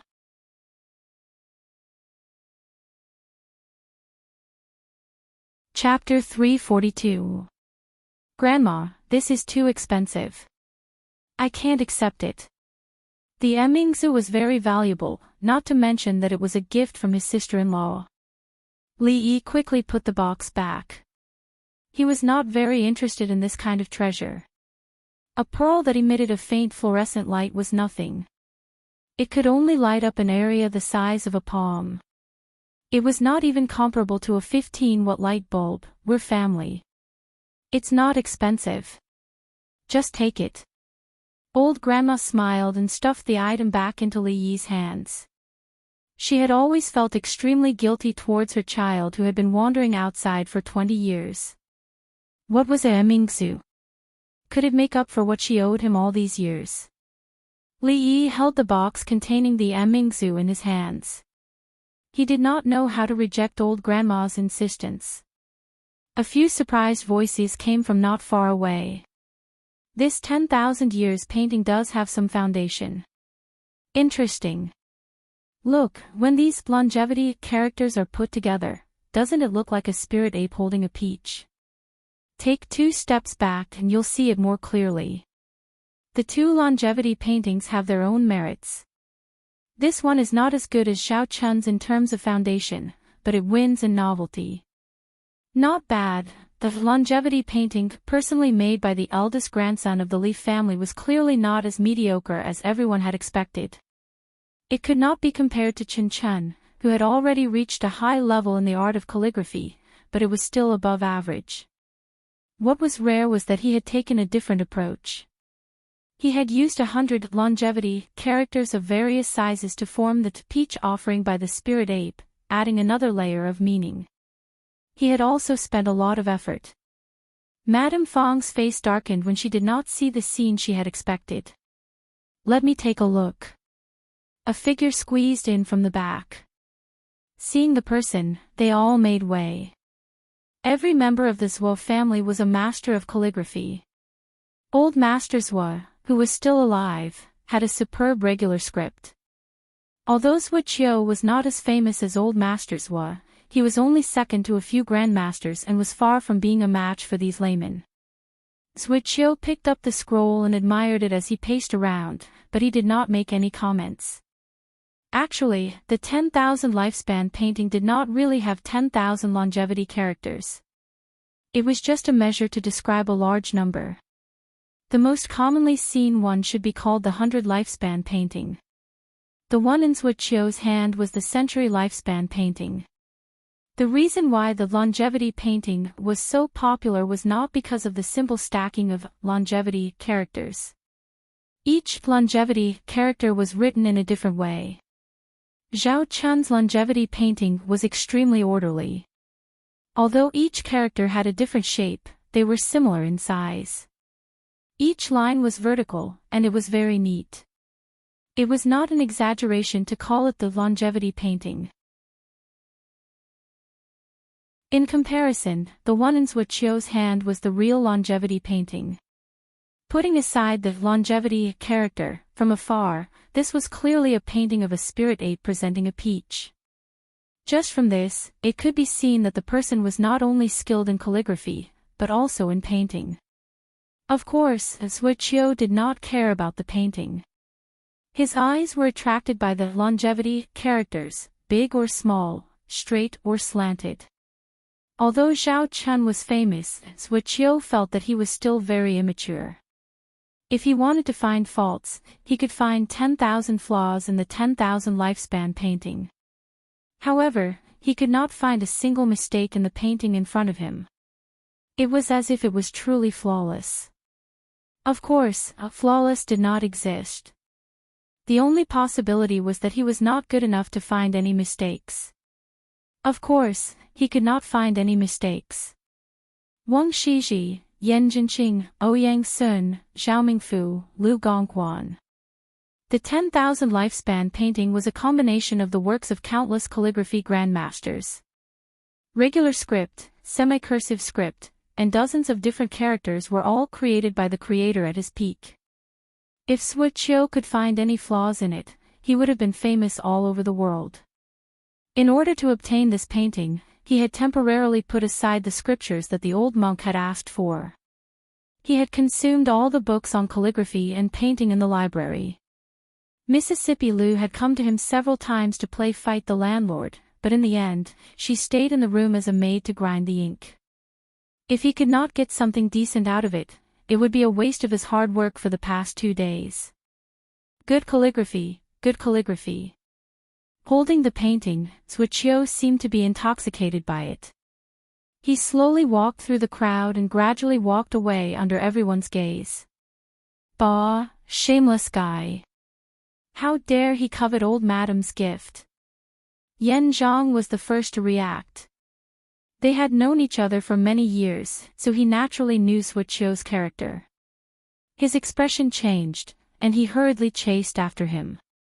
After a while, Suochio put the 10,000 lifespan painting on the table with a regretful expression. With such a painting, he did not need any ancient calligraphy anymore. What a pity, what a pity. The guests were dumbfounded. Was it necessary for him to do this for a painting? The eldest grandson of the Li family was not a famous calligrapher. Was it worth it for Suochio to do this? However, seeing that the two of them were staring at the painting and were unwilling to look away, even the slowest person would understand what was going on. This painting did not seem ordinary. When Zhao Chun took out the 10,000 lifespan painting, the two of them did not even look at it. There were those who were amazed, and there were those who were doubtful. However, there were even more people who doubted the identity of the owner of the painting. The eldest grandson of the Li family said that he had personally created this painting. However, how could it be something that could attract the attention of two skilled calligraphers to come from a young man? The old mistress personally put away the painting of 10,000 years, the smile on her face even wider. To her, it was enough as long as she knew that this was a congratulatory gift from her grandson. As for Suochio and Yan Zhang, they were surrounded by several people, and faint voices could be heard. How is this longevity painting compared to Zhao Chun's? Can't be compared. That is Zhao Chun. They are both young people. It's possible for him to surpass Zhao Chun, but young supervisor's Wai is being too humble by saying that he is far behind him. Li Yi was playing with Mississippi Lu's sword in his hand, wasting time in boredom. People in the ancient times celebrated their birthday, unlike in modern times, where they could eat after cutting a cake and saying a few words of happy birthday. After going through a few complicated formalities, the chubby boy's stomach had been growling for at least a quarter of an hour, but he still hadn't received the order to start eating. The two men, who combined were older than the old mistress, sat beside Li Yi.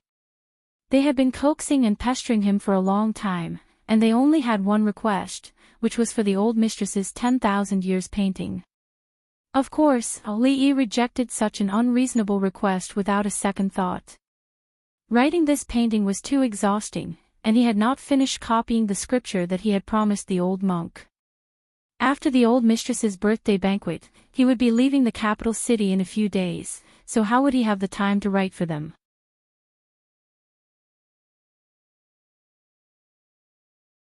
Chapter 343. Vice Supervisors Hua and Assistant Minister Yen said that Zhao Chun's longevity painting couldn't be compared to the painting of the young master of the Li family. Moreover, the other party is a few years younger than Zhao Chun. Could it be that the Li family really has a monster in this generation? The guests were all amazed when they talked about what had just happened. Zhao Chun was successful at a young age. Although he didn't have any dazzling achievements in the imperial examinations, his calligraphy and painting were top-notch. He was famous in the capital and left his peers far behind. Of course, Zhao Chun was still too young and inexperienced, so he couldn't be compared to real masters like Suochio and Yan Zhang. However, an even younger talent had surpassed Zhao Chun in calligraphy and made Suochio admit that he was not as good as him. Other than a monster, no one knew what else to describe him. It was actually a good thing for a big family to have such a monster. It would be of great help to the spread of fame and the continuation of the family. However, the situation of the Li family was different. The eldest branch had disappeared 20 years ago, and the one in power now was the second master of the Li family. If the younger generation of the Li family was as mediocre as before, the position of the head of the family would still be passed to the eldest son of the second branch even if the family declined. At such a critical moment, the eldest grandson of the Li family, who could be called a monster, had returned. The attitude of the old mistress was unclear. Who would be the next head of the family? Of course, these were not things that they should worry about. Anyone with a sharp mind would be able to tell from the gloomy expression of the matriarch's wife that there was an undercurrent beneath the calm. The Li family had already declined, and the Fong family wasn't easy to get along with. No one knew how they would settle this family matter. Li Yi wasn't too interested in whether or not there was an undercurrent. At this moment, he was thinking about something else. He had made an agreement with the old monk that after the old woman's birthday, someone from the Cold Mountain Temple would go down the mountain to get the scriptures. Xuanzang had gone through 81 difficulties and traveled thousands of miles in order to get the scriptures. He had suffered a lot and suffered a lot. He had been put in a steamer by various ferries and was almost steamed into a bun. Only then did he succeed. The old monk had only been delayed for a few days. It was too easy to get the scriptures. The capital was a place where anything could happen. Just as Li Yi was hesitating about how many days he should drag things out, a huge bald head appeared in his line of sight. At the same time, the surrounding guests also felt that their surroundings seemed to have brightened up. That is, Grandmaster Tan Yin, that's Grandmaster Tan Yin. Why is Master Tan Yin here? Could it be that he is also here to celebrate the old madam's birthday? The sudden appearance of a bald head in a room full of guests was very eye-catching.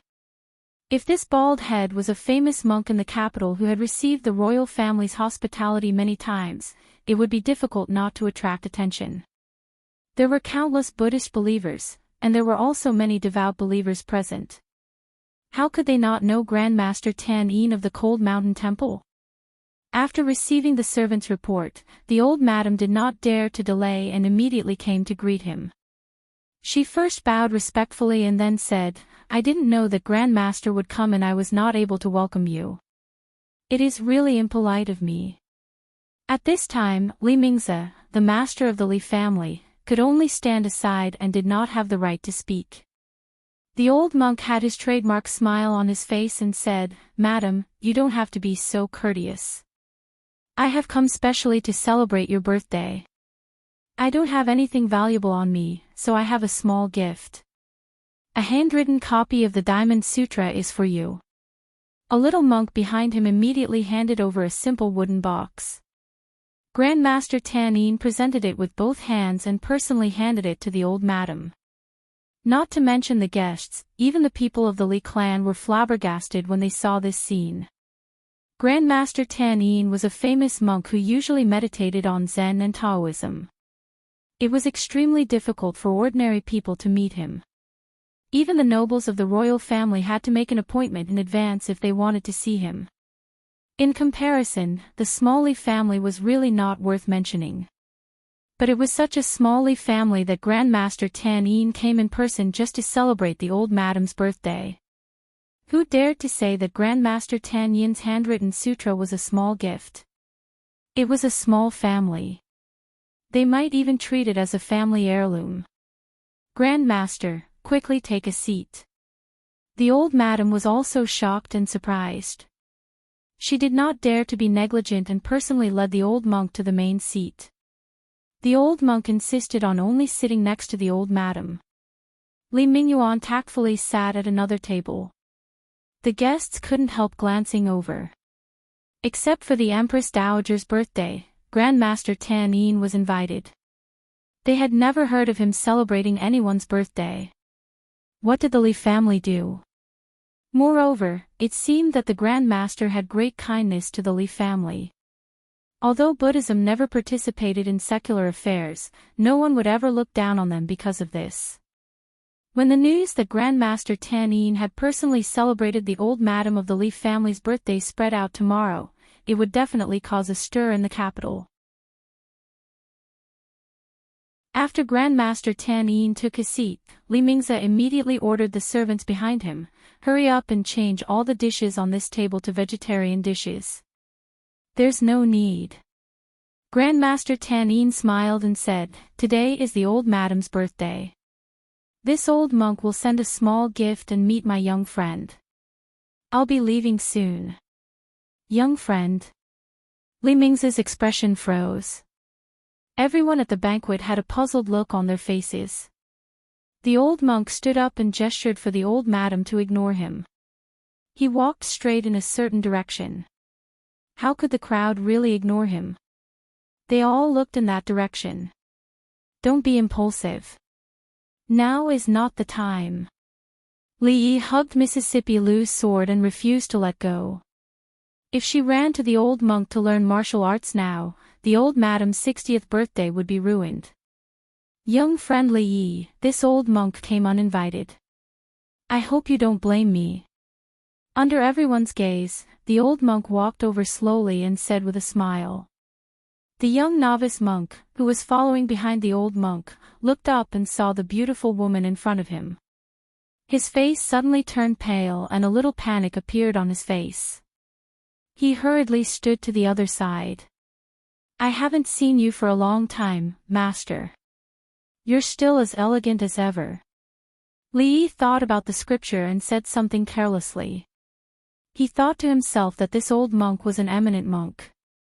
Why didn't he have any calmness? Wasn't there still 2 days before the deadline to hand in the manuscript? The scripture hasn't been copied yet. There's no need to worry, master. I'll send someone to deliver it to the temple when the time comes. The old monk smiled and said, this matter is not urgent. This old monk just feels that young friend has a deep affinity with Buddhism.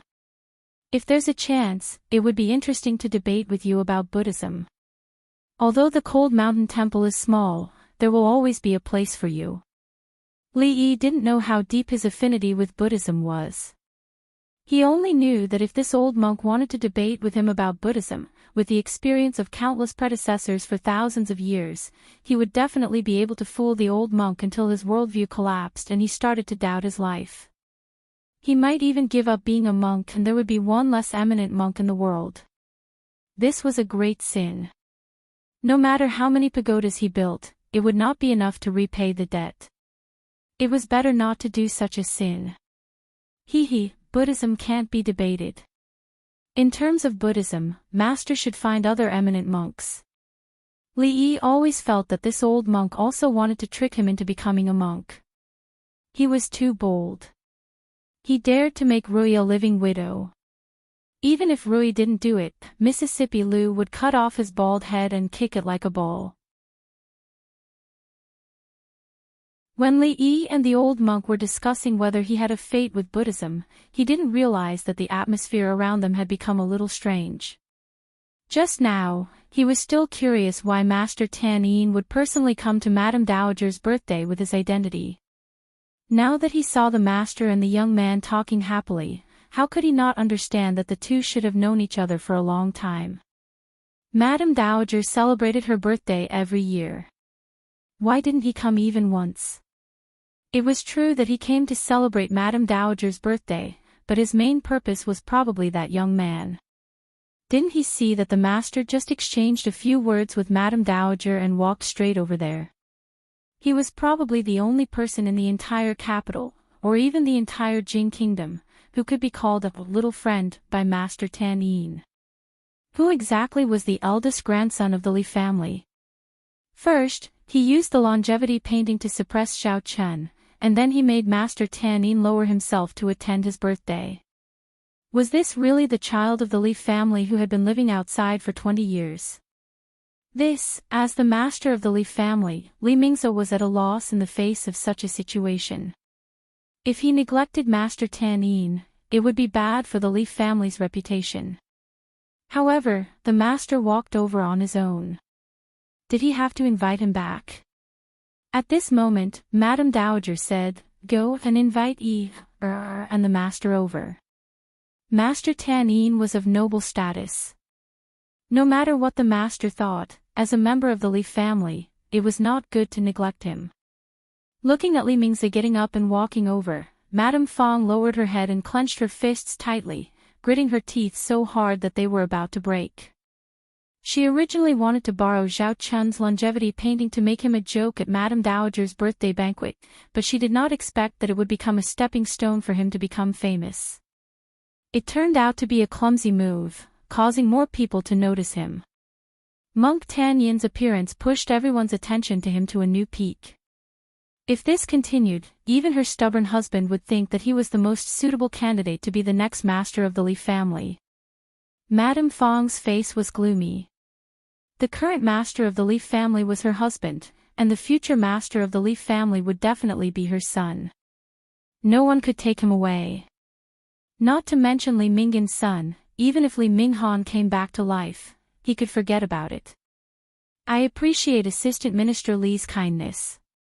I've already delivered the gift, so I won't stay any longer. I'll take my leave now. There's no need to send me off. The old monk left with the little monk. Under everyone's gaze, he was extremely high profile. He wasn't as quiet as when he came. Come with me. Monk Tan-yin left, but Li Mingzi did not intend to let Li Yi stay here any longer. He and Madame Dowager still had a lot of questions about Monk Tan-yin. Rui, come with me.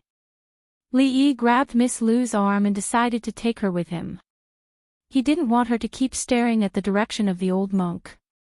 He was afraid that once he turned around, she would chase after him with her sword and fight with the old monk for 300 rounds in the name of learning kung fu. Li Mingzi did not say anything about this. Madame Dowager liked Mississippi Lu very much. Madame Dowager would only be happy if she went with him. The little fatty looked at Li Yi enviously. Those sitting there were all his elders. If he sat there, he could be the first to eat. Originally, he wanted to sit in the corner peacefully, but after being disturbed by the old monk, and seeing the expressions on everyone's faces, Li Yi knew that he couldn't sit still even if he wanted to. Little Yi, what's going on between you and Master Tan-yin?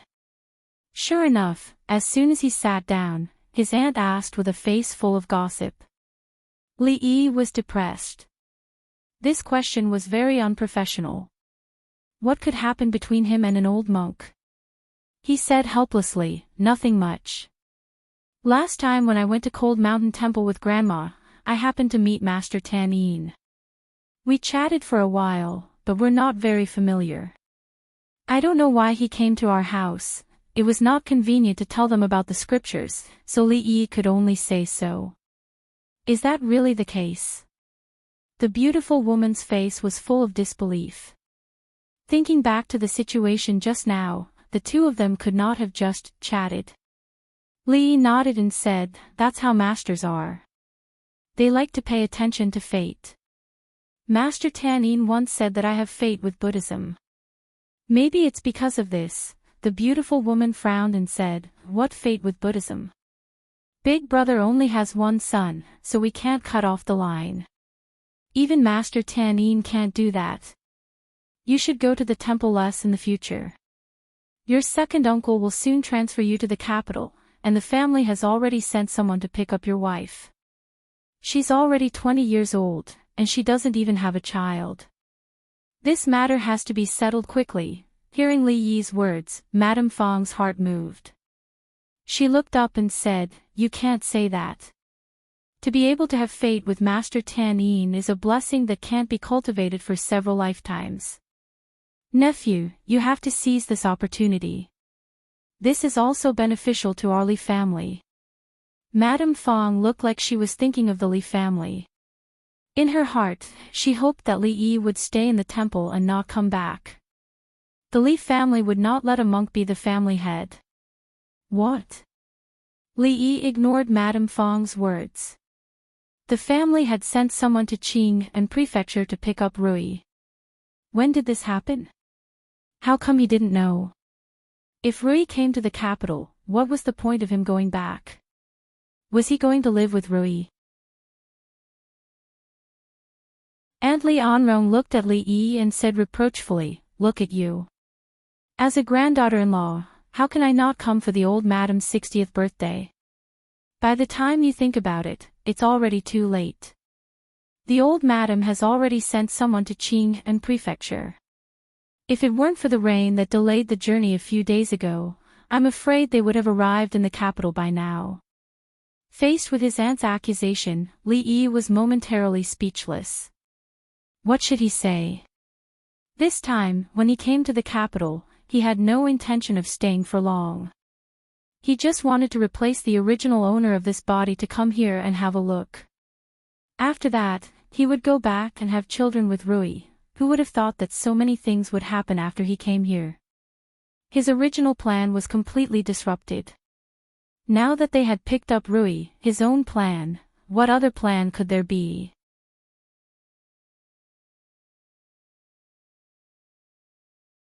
Chapter 344. Master Tan Yin's Dharma is profound. Even Empress Dowager praises him. You must not be disrespectful to him in the future. The old grandma warned Li Yi. A monk's behavior couldn't be judged by common sense. It was a blessing for the Li family that Master Tan Yin was willing to condescend to be friends with his son. He couldn't be arrogant because of this. Otherwise, he would be criticized by all his followers. Li Yi could only nod in agreement. The old grandma's words were a little late. She had already been disrespectful. Moreover, Master Tan Yin, who was profound in Dharma, wasn't really above the mortal world. He ate, drank, and pooped like ordinary people. He was just a little smarter and knew how to recite scriptures better than ordinary people. He also had desires. He hadn't finished copying the scriptures he had promised. The old monk wouldn't care about the issue of disrespect. After all, it was not a bad thing to be on good terms with Master Tan Yin. The guests were still present. The old grandma didn't continue to pester them on this matter. The necessary procedures had been completed. It was time to eat. Eat more. Look at how thin you are. The old grandma put food into Mississippi Lou's bowl for her. In the entire Li family, she was the only one who had such an honor. Except for Rui, the table was full of elders. The atmosphere was dull. It was better to sit with the little fatty. It was free and lively. She only took 2 mouthfuls of food on the plate in front of her. A steward of the Li family hurried over and whispered a few words in second Uncle Li Ming's ear. The Crown Prince of Prince Ning sent someone to congratulate the old grandma on her birthday. Li Mingze stood up from his seat, looking surprised. Cough. Li Yi almost spat out a mouthful of tea. He also choked. He turned around and coughed hard. What crown prince? The old grandma put down her chopsticks and asked. Li Mingze's face was full of confusion. He said, the Crown Prince of Prince Ning, the supervisor of Jiangyi province appointed by His Majesty a few days ago, he sent someone to congratulate you. The guests at the next table stopped what they were doing. Ning Wang was the younger brother of the current emperor and the most powerful Wang Yi in the Jing kingdom. His fief was only slightly inferior to the capital, Qing and Fu. It was enough to show how much importance the emperor placed on him. A few days ago, the Crown Prince of Ning Wang had married the daughter of the Wang family as his consort. The Wang family had been around for hundreds of years, and had gone through many dynasties to remain standing. They had a deep foundation and were one of the most powerful and wealthy families in the entire Jing country. With such a background, the Crown Prince had actually sent someone to celebrate the birthday of the old woman of the Li family. Could it be that the Li family and Ning Wang Fu also had relations? Everyone had their own guesses, but they didn't know that the head of the Li family, Li Mingze, was also full of doubts. He didn't dare to delay and personally went out to welcome them. A few black lines appeared on Li Yi's forehead. What was this fellow Li Xian trying to do? Did he think that this old man's birthday wasn't big enough? The only good thing was that he didn't come in person. Otherwise, he didn't know how many more interrogations he would have to face after the birthday. The Crown Prince's mansion sent a steward, which could be considered as giving enough face to the Li family. Many people were wondering who he was and why Li Mingze had to personally welcome him. Just when the steward's attitude was obviously respectful, news came from the other side. It's the Crown Prince of Prince Ning. How could the Li family, Although the crown prince of Prince Ning had not been in the public sight for long, the things related to him had left a deep impression on everyone. He married the daughter of the Wang family, was appointed as the supervisor of Gyeonggi province, and accused Qin Yu of favoritism, causing him to be banished to another province. Next, the crown prince's mansion sent someone to celebrate the old lady's birthday. They thought they knew the Li family very well, but today they realized that the Li family seemed to be far more mysterious than they showed. The guests from the crown prince's mansion hadn't sat down yet when the Li family's steward walked over in a daze. He looked at Li Mingze with a stupefied expression. Head of the family, Princess Yongle, the people from the princess's mansion, bang. Li Mingze was shocked, and countless chopsticks around him fell to the ground. Princess Yongle, the only daughter of the emperor and the queen, the eldest princess of the Jing kingdom, had been doted on since she was a child. She was the only princess who didn't get married after she came of age and stayed in the palace. She was a real member of the royal family. Was this still the Li family that they knew was declining? Even when the Li family was at its peak, it didn't have such a great reputation. Li Yi put down his chopsticks and covered his face with his hands. Finally, he figured out what the strange smiles on their faces meant when they parted. Li Yi had mixed feelings. The princess said she had a way to solve the problem the Li family was facing. She promised that after Li Yi left, no one would dare to make trouble for the Li family. Was this the way? The Li family's trouble was much smaller. The crown prince and the princess sent gifts on the birthday of the old Li family, which was a very obvious signal for outsiders. The Li family was protected by the crown prince and the princess. Whoever wanted to make trouble for the Li family had to think about whether they could afford to offend such a powerful force at the same time. After the birthday banquet, the task of explaining to the whole family fell on him. The people from the crown prince's mansion and the princess's mansion came together. Even the old grandma couldn't sit still. When did the Li family have a relationship with them? Not only the guests were curious, but even the old grandma was very curious.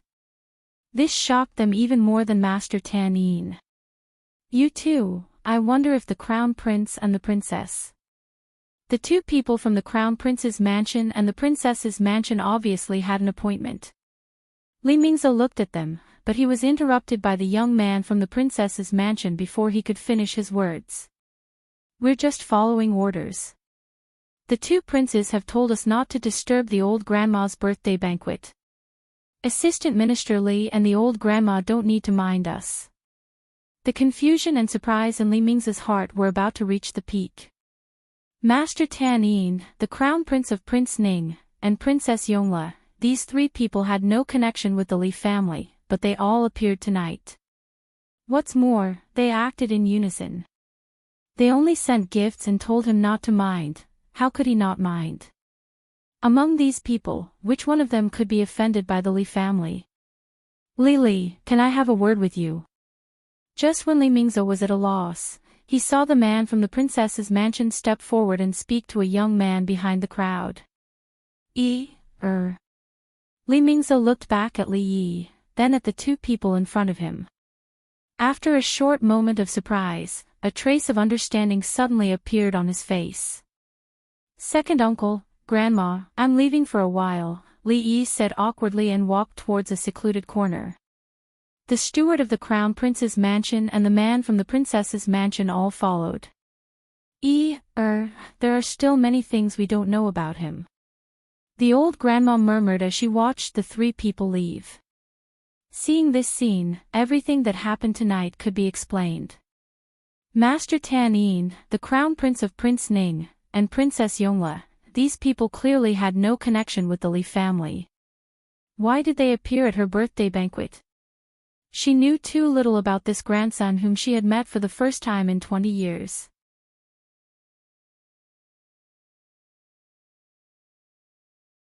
Chapter 345.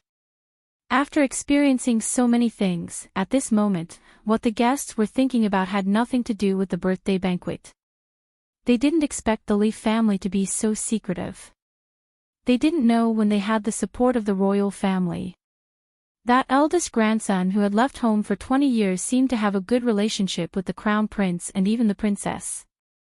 What happened that year? Was it really just the eldest son of the Li family eloping with someone else? Were there other secrets? After tonight, what would the Qin family, who had a grudge against the Li family, do? Was the Li family behind the banishment of the capital's magistrate, Qin Yu? What happened tonight was too shocking and far exceeded their expectations. The guests were brainstorming. The face of the master's wife, Madame Fong, had turned from gloomy to pale. Her nephew, who had no background, suddenly had the support of the crown prince and the princess. She had originally looked down on them, but now she had to look up to them. The psychological difference was so great that it was like falling from heaven to hell. Even if she had the support of her maiden family, she still felt a deep sense of helplessness.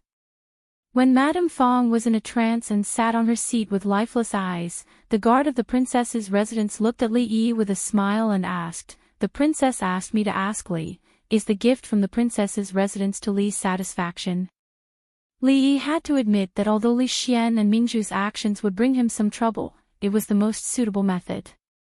Ever since he saw the Qin family's daughter that day, Li Yi knew that there was no turning back for the Qin family and the Li family.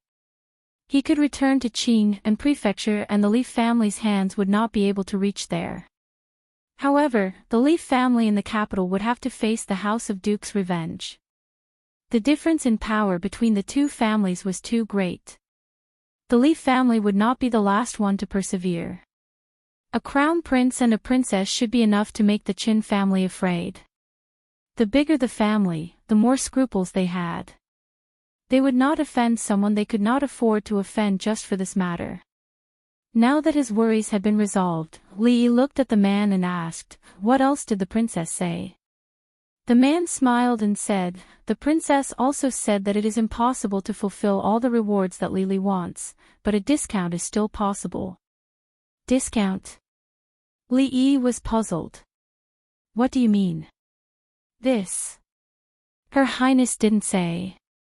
The man shook his head and said, "His Highness only said these two sentences. As for the rest, Li will ask His Highness next time." While he was pondering over what Mingzhu meant, there was a sudden commotion in front of him. In the next moment, most of the guests stood up. Li Yi's eyebrows twitched. "No way, again." He counted with his fingers.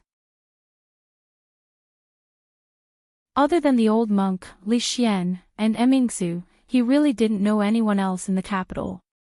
Since there was such a big commotion in front of him, could it be that the Qin family came to make trouble? Unless the Qin family was crazy, the dignified state duke wouldn't do such a shameful thing. Thousands of thoughts went through Li Yi's mind. When he heard that sharp and thin voice, which was neither yin nor yang, "Where is Li Yi? Come out quickly to receive the imperial edict." His face suddenly turned pale. "It's over, everything is over. One should not be afraid of thieves stealing, but one should be afraid of thieves remembering." Being remembered by the king of a country was not a good thing. Li Yi sat down on the chair and had the urge to let Rui take him away from this place. Without anyone's order, everyone immediately stood up from their seats and stood on both sides to form a passage. At the end of the passage was where Li Yi was. Two eunuchs walked along the passage with their heads held high and said in a sharp voice, "County Lieutenant Li, receive the imperial edict." Li Yi raised his head and saw the two familiar eunuchs again. "What are you waiting for? Kneel down and receive the imperial edict." Li Mingzhu walked over quickly and urged. The situation was not in his favor. Li Yi could only bend his knees helplessly. Everyone present, including second uncle Li Mingzhu and the old madam, knelt down with a crash. The little fatty didn't understand. He raised his head and looked around, but was quickly pressed down by his mother. The imperial edict states, Anxi County Lieutenant Li Yi improved interrogation by torture, created horseshoes, invented cardiopulmonary resuscitation, and stitched up wounds.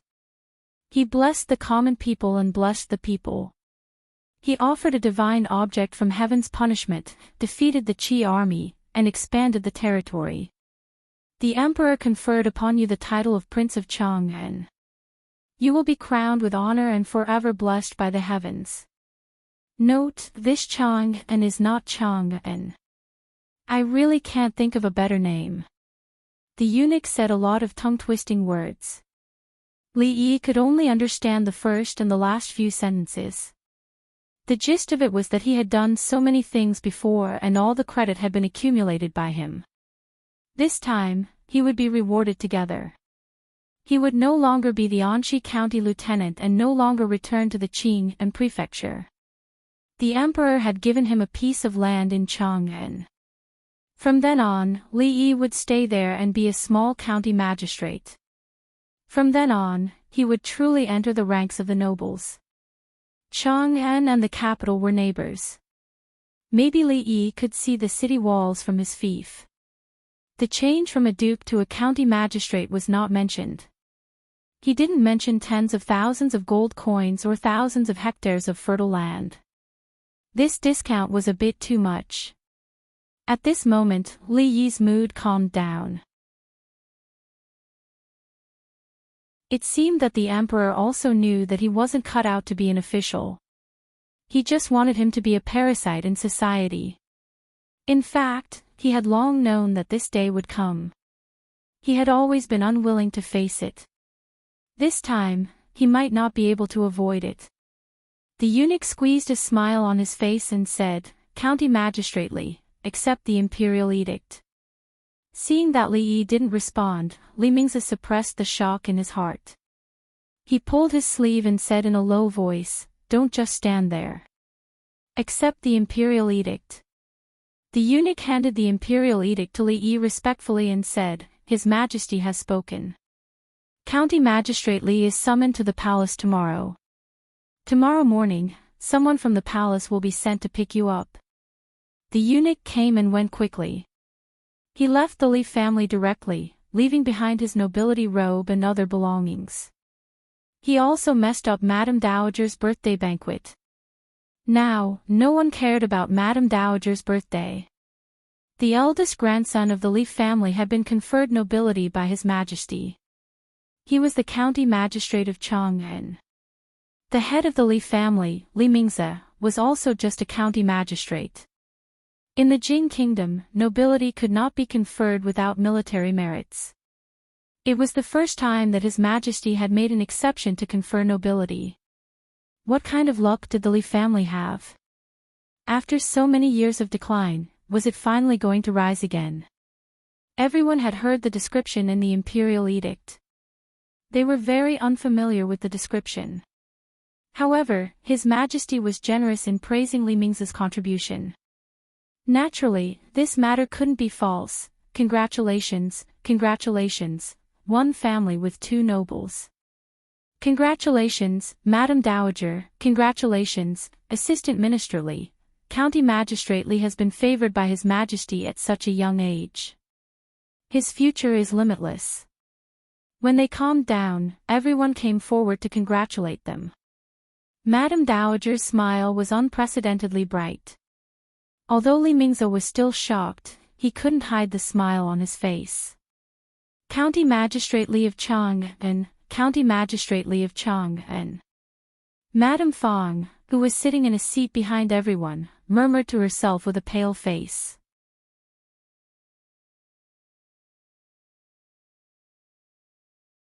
Chapter 346. First, it was the highly respected Buddhist master. Then, it was the Crown Prince of Ning with a powerful background. Next, it was the noble princess of a country. Finally, even the emperor's imperial edict arrived. The eldest grandson of the Li family, who had just been appointed as the county magistrate of Chang, and by the emperor, instantly became the center of attention. No one cared about the 60th birthday anymore. Li Yi felt guilty about this, but the old woman didn't care at all. In fact, she was even happier than before. It was as if this matter was more important than her 60th birthday. This was not surprising. After the founding of the country, although the country had been in turmoil for decades, it was generally stable. It was almost impossible to rely on military merits to earn a title of nobility. At most, they would be rewarded with land. The emperor had been on the throne for more than 10 years and had intentionally reduced the number of titles. There were very few people who were awarded titles. It was the first time in recent years that someone was awarded the title of Viscount in Jing County. The meaning behind this was self-evident. For the sake of the continuation of the Li family, the old woman couldn't give him more. She couldn't help but feel guilty. Looking at it now, how could what the Li family could give him compare to the emperor's favor? What could be better than receiving the emperor's favor? After making such a big scene at the old woman's birthday banquet, Li Yi was naturally drowned in all kinds of questions. Of course, this included what happened between him, the crown prince, and the princess. The imperial edict talked about all the contributions, and what exactly did they mean? Li Yi had only briefly explained how he had met the crown prince and the princess in Qing and Fu and the few things he had unintentionally done. He had not expected them to be so useful to the country.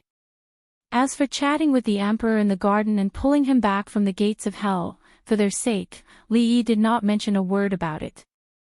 Li Mingze and the others only knew that Li Yi's position as county lieutenant was personally conferred by His Majesty, but they did not delve into it.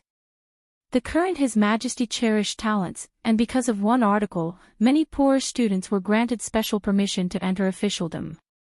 They only thought of this as one of the many. However, with the arrival of the imperial edict, everyone finally understood how much importance the emperor placed on him. He was only a 20-year-old viscount. No one knew how far he would go in the future. The Li family was still too small for him. Li Mingze thought for a moment and looked at Li Yi. I was hesitating before whether I should leave the position of master to you in the future. Now, it seems that for the sake of the Li family, it is indeed the most suitable for you to be the master of the family. Madame Fang's expression changed when she heard this, but she only lowered her head and didn't speak. Things were different now. Even if her husband gave up the position of the Li family head to a county magistrate who was not even 20 years old, no one in the Li family would object. Old Madame's expression did not change. She looked at Li Yi as well, obviously supporting her son's decision. At the same table, the core figures of the Li family weren't surprised by the words of the master.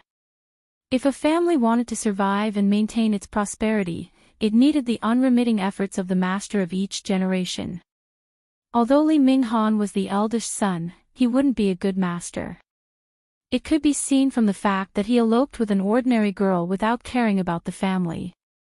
If it weren't for the painstaking efforts of the current master, the Li family would have declined a long time ago, far worse than it was now. The younger generation of the Li family, including the son of the master, didn't have any outstanding figures. They didn't have the ability to lead the Li family to glory again, and they didn't even have the ability to maintain the status quo. At this time, handing the future of the Li family to Li Yi, who was favored by the emperor and had a close relationship with the royal family, was obviously the best choice. Moreover, he was the eldest grandson of the Li family. Everything was justified. Neither outsiders nor members of the Li family had the right to criticize him. Lu Rui looked at the crowd and then at Li Yi. Seeing that the atmosphere was unusually quiet, he pulled back his chopsticks. Being stared at by everyone, Li Yi suddenly smiled and said, "Second uncle, I was born in Qing and Fu and grew up in Qing and Fu. Actually, before coming to the capital, I only wanted to wait for grandmother's birthday and then immediately return.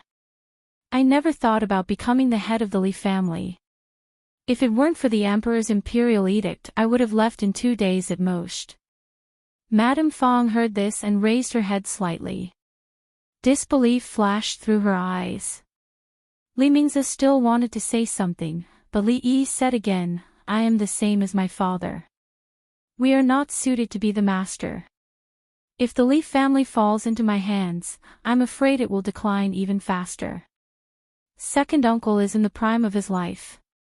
Under your management, the Li family will not decline. As for the future, that should be the matter of Ingjia and Ingkai. Li Yi wasn't being modest. He liked to live a simple life of daily necessities. With Rui, and Xiao Huan, anywhere was home. He was confident that he could live such a life well.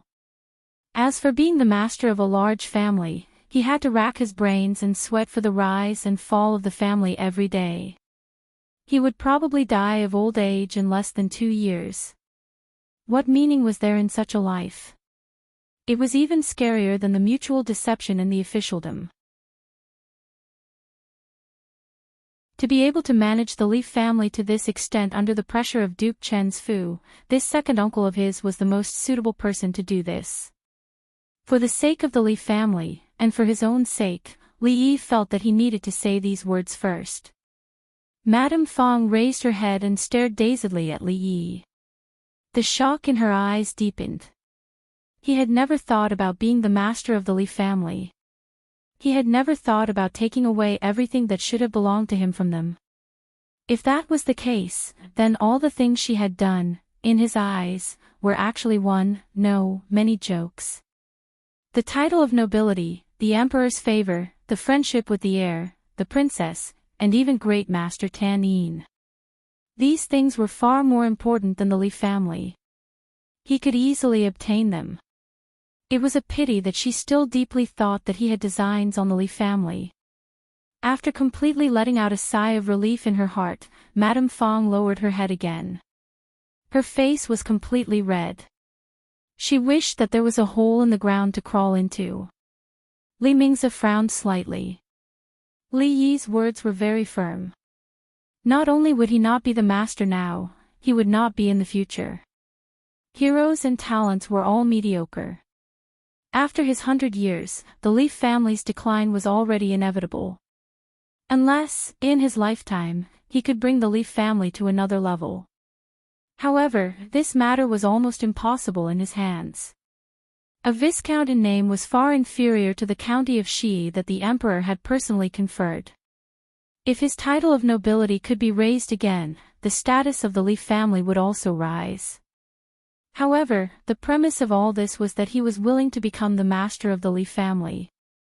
Looking at Li Yi's smiling face and his unusually firm attitude, Li Mingze didn't say anything more.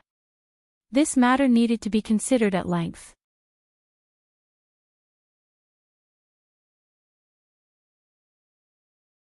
Chapter 347. You haven't learned anything else, but you've completely learned your father's lazy personality. The old mistress looked at him and smiled. Forget it. Your second uncle can still stay in this position for a few more decades. It's fine if you don't want it. But don't forget, no matter what, this is your home. Looking at the old mistress's loving smile, Li Yi felt warmth in his heart.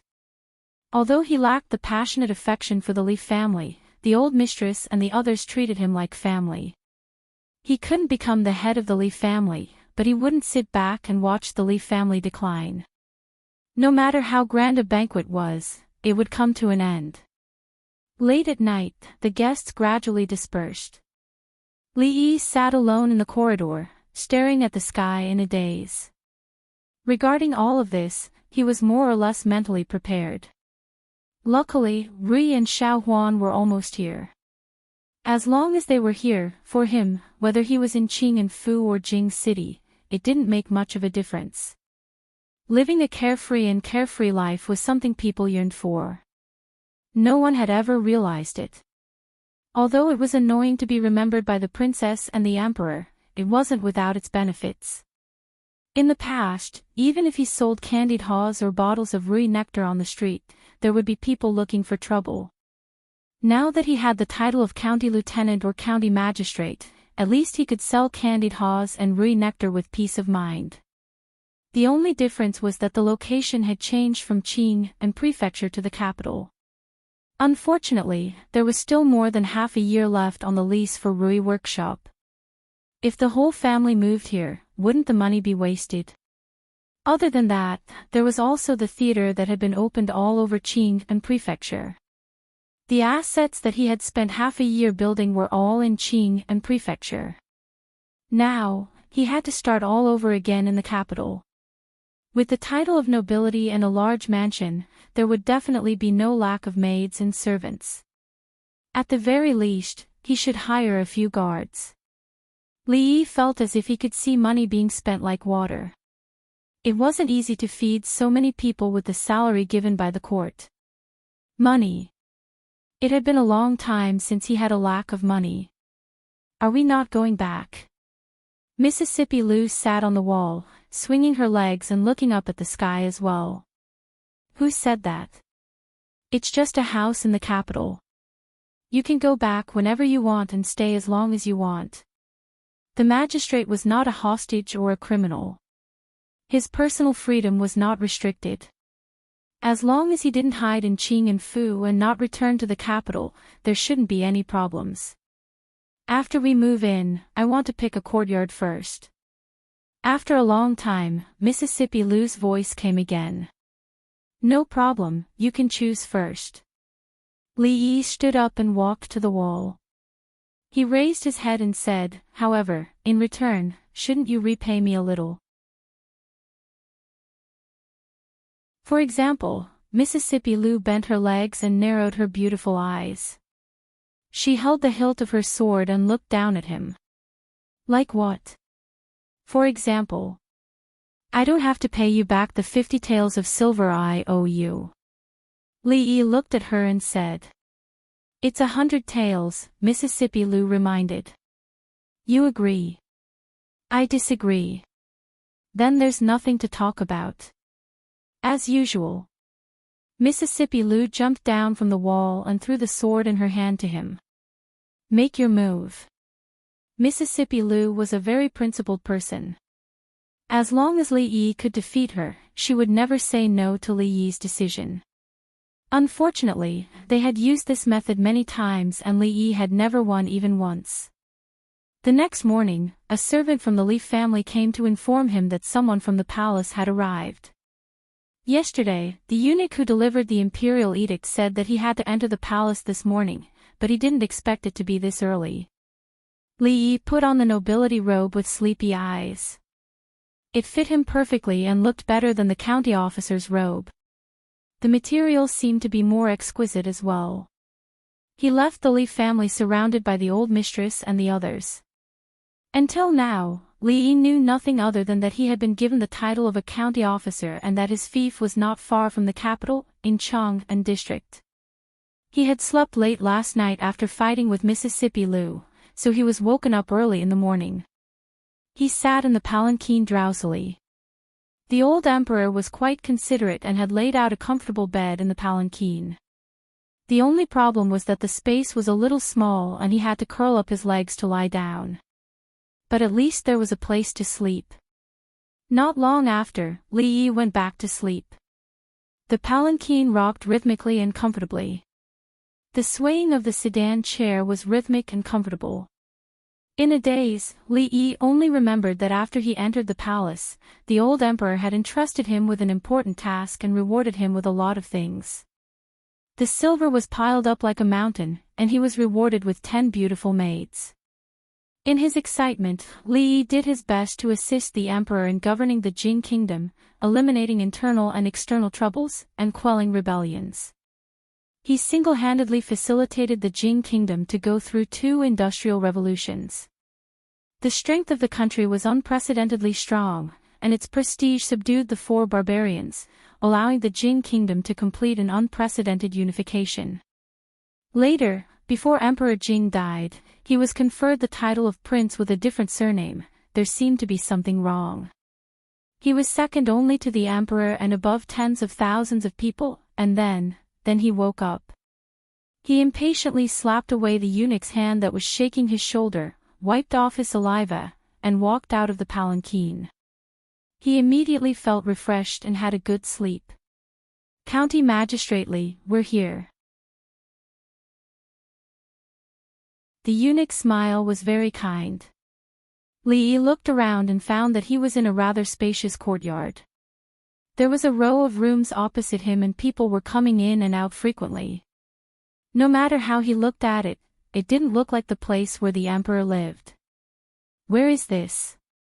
Li Yi looked back at the eunuch and asked. Did he come to the wrong place? Food Distribution Bureau, the eunuch replied. Food Distribution Bureau. Li Yi looked at the clothes of the people coming in and out and immediately understood that this should be a place similar to the imperial kitchen. The smell coming out of the room was quite fragrant. Not bad, the old emperor actually knew how to be humane. He knew that Li Yi hadn't had breakfast and specially asked someone to bring him to the imperial kitchen to fill his stomach. In an instant, the emperor's good impression in Li Yi's heart went up a level. Well, what kind of breakfast do you provide here? Li Yi asked a random servant. It was not easy to come to the imperial palace. The imperial chefs in the imperial palace should be almost the world's top chefs. The food they made would definitely taste good. He wanted to take this opportunity to have a good look. He just didn't know if he could take it away and let Rui and the little fatty try it when he got back. The servant who was stopped by Li Yi looked dull and didn't know how to answer. He also didn't dare to speak carelessly because he couldn't afford to offend a person wearing such clothes. Ahem, County Magistrately, you didn't come here to eat, the eunuch said after coughing twice. Why did you bring me here if not to eat? Li Yi frowned and asked. You're here. Hurry up and make me hot pot. A bouncing figure came in from outside. When she saw Li Yi, her eyes immediately turned into a crescent moon. Greetings, princess. When the little girl walked over, a large number of people immediately knelt down. Li Yi was now a nobleman, so he didn't need to kneel when he saw the princess. He resisted the urge to pinch her face and said, If you want to eat hot pot, go to your brother Xian's place. I still have business to attend to. I won't. Princess Shanning's little face turned and said, My royal sister and brother Xian said that your hot pot is better. County Magistrately, the eunuch looked at Li Yi with a smile and said, Your business is to cook for the princess. This is His Majesty's order. Li Yi's expression froze when he heard that. He asked him to get up early in the morning just to make hot pot for this little girl. What exactly was the old emperor thinking? Was a viscount supposed to cook for the royal family? In ancient times, King Yu of Zhou used beacons to make fun of the feudal vassals for a smile, which led to the destruction of the country. Today, Emperor Jing summoned the county magistrate of Chang and to the palace just for a hot pot. Such a fatuous emperor was like a second King Yu of Zhou. The Jing kingdom would be destroyed sooner or later.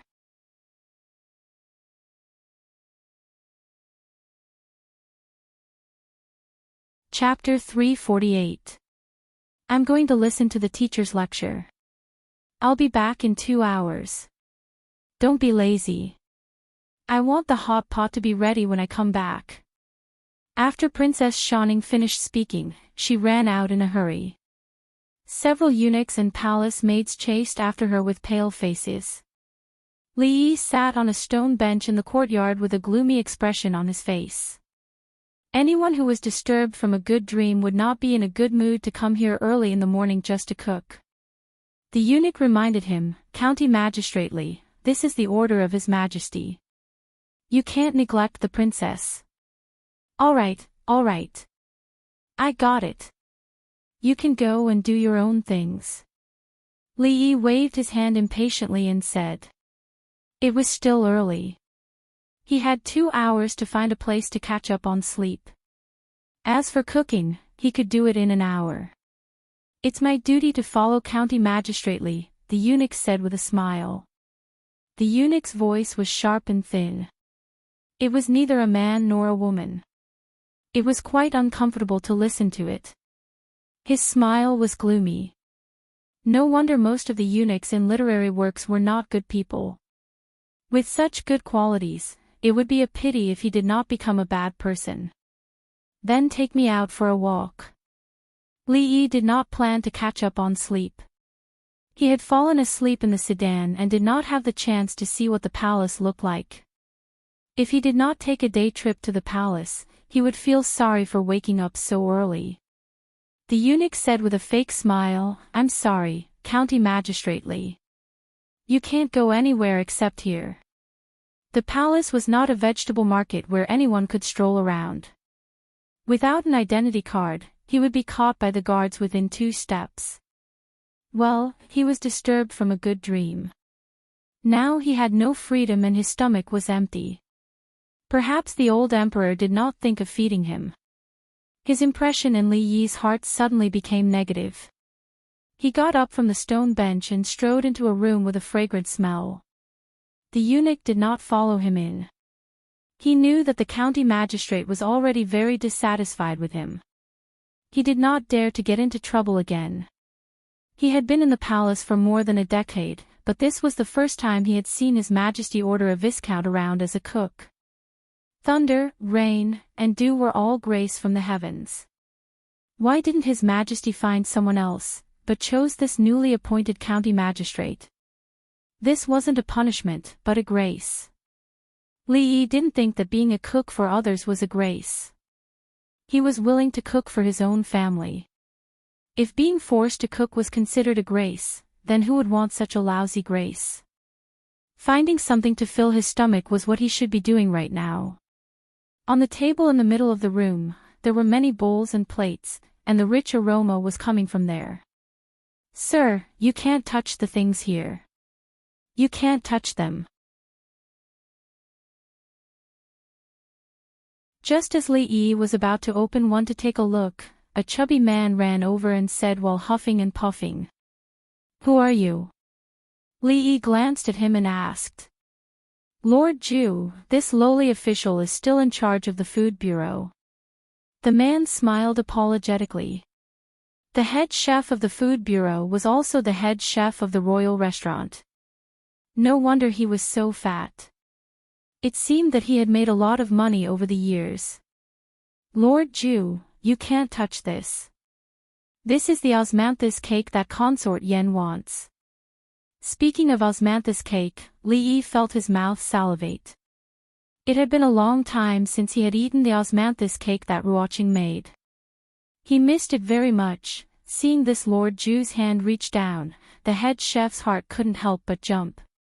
He said, "Lord Ju, you can't touch it. You can't touch this either. This is for Consort Yen and will be sent over immediately." The head chef's face was covered in a cold sweat. If he delayed Consort Yen's time, he wouldn't be able to withstand being chopped off even if he had 10 heads. Consort Yen couldn't be offended, and neither could Consort Yen. Li Yi was annoyed. He looked at the head chef and asked, "What do you have here that Consort Yen doesn't want?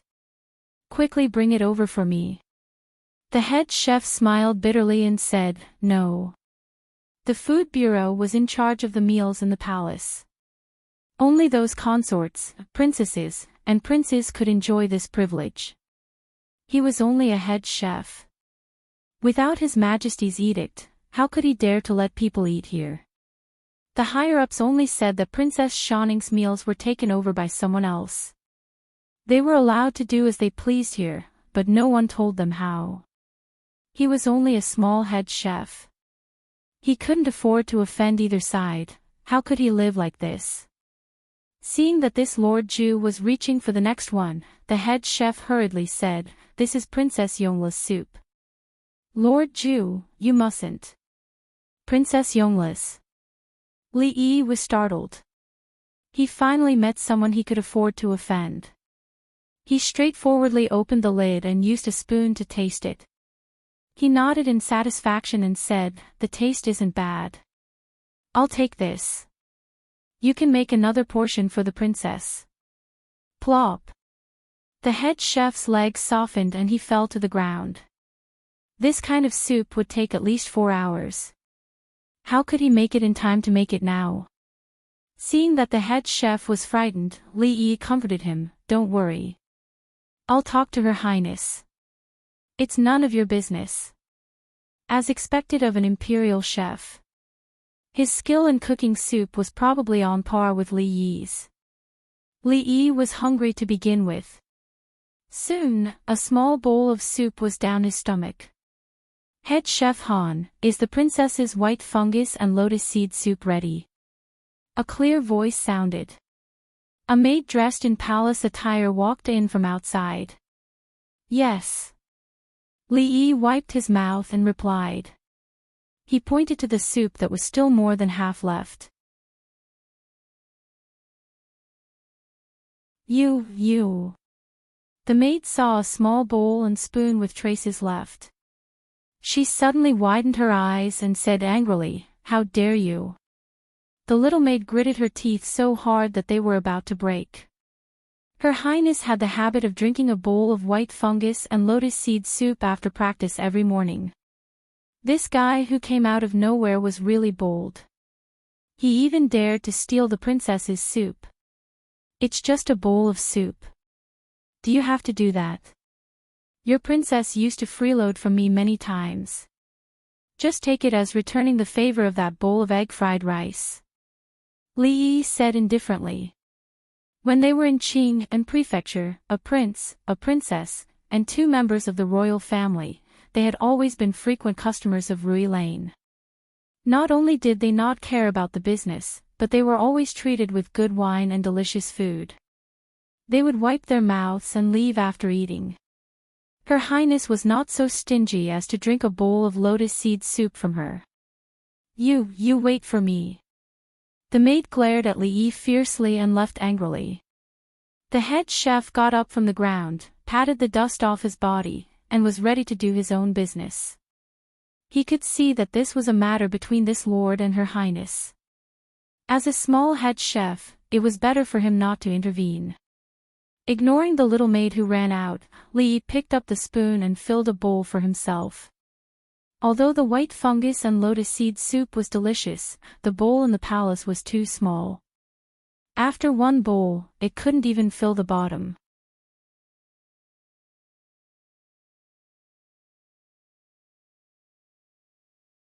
Chapter 349. Clang! Gold and iron collided with each other and sparks flew everywhere. The gray-haired old woman retreated a few steps. After stabilizing her body, she looked at the figure in front of her and said with a smile, "I'm getting old.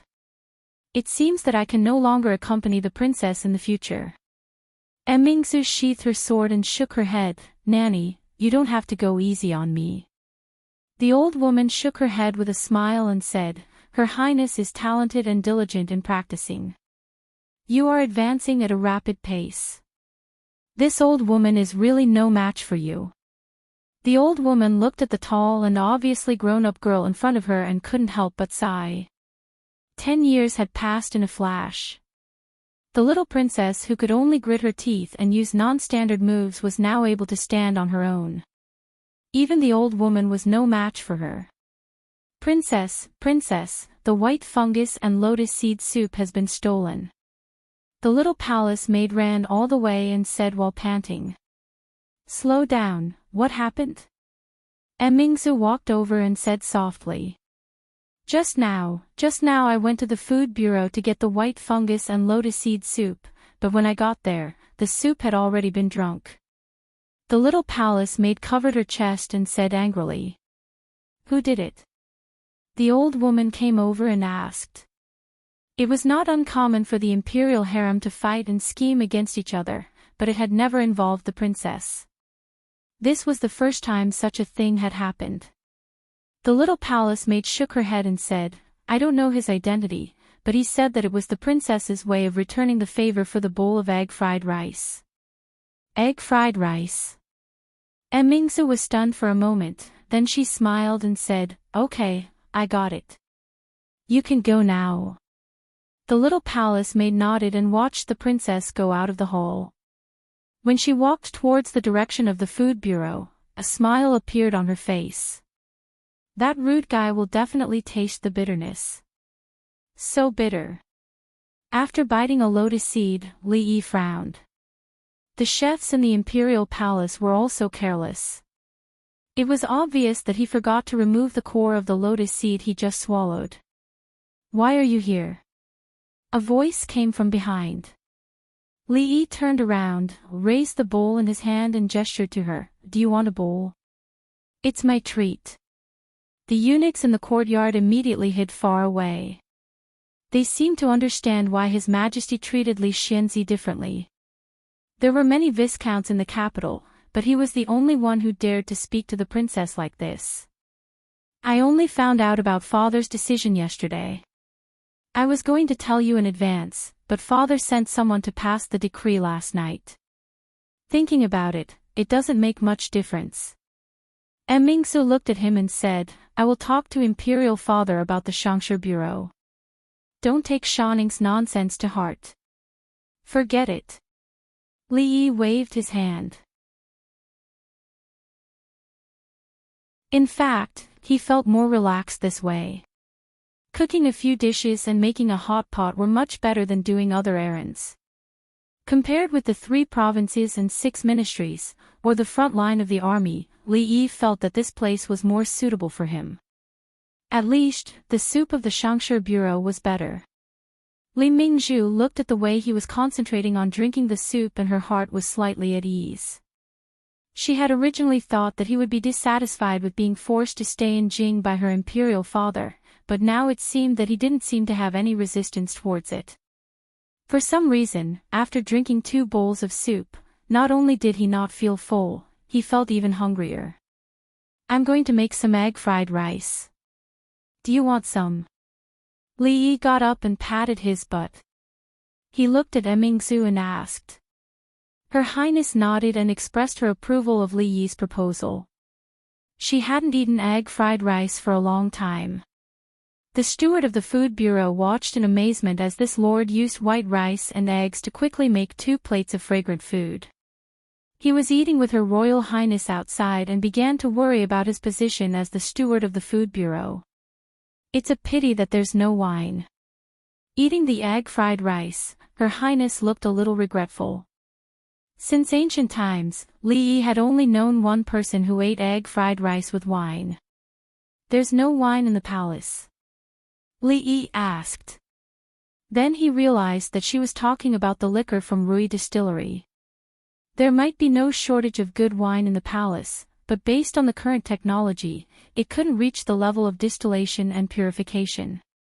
Speaking of liquor, Li Yi realized that in today's world, the only liquor production workshop was in Qing and Prefecture. Although there were other places, they were all from Qing and Prefecture. Naturally, the price was much higher. The capital was obviously an undeveloped treasure land. If a few liquor workshops could be opened here, it would undoubtedly be building a home on a golden mountain. Moreover, the distance between the capital and Qing and Prefecture was so far that it wouldn't affect each other's business. Not only that, Ruidu, perfume, and soap could all be used as a way to make a fortune. There were many more local tycoons in the capital than in Qing and Prefecture. How could they be afraid of not being able to support a family? To do business in this kind of place, the first thing to do was not to open a shop or build a workshop, but to curry favor. The capital was not like Qing and Prefecture. There were nobles everywhere. A small viscount was nothing. There were at least 80 if not 100 in the capital. If one of them became jealous, Li Yi wouldn't be able to handle it. Li Yi looked at his thighs, looked at Her Highness and said, how about we partner up to do the liquor business in the capital? At that time, you can drink whenever you want and as much as you want. Regarding Li Yi's proposal, Her Highness didn't think for long before agreeing. First, it was because she did like that kind of liquor, but it could only be bought in Qing and Prefecture. It was very rare in the capital. Second, she also knew that this business was very profitable. Even she couldn't ignore it. However, the capital was deep. It was impossible for Li Yi to make it big on his own. If he could establish a relationship with the royal family, he could avoid this worry. Whether it was for business or personal reasons, she couldn't refuse this favor. What do you need? Just tell me. Having eaten and drunk her fill, Her Highness lightly left these words before leaving.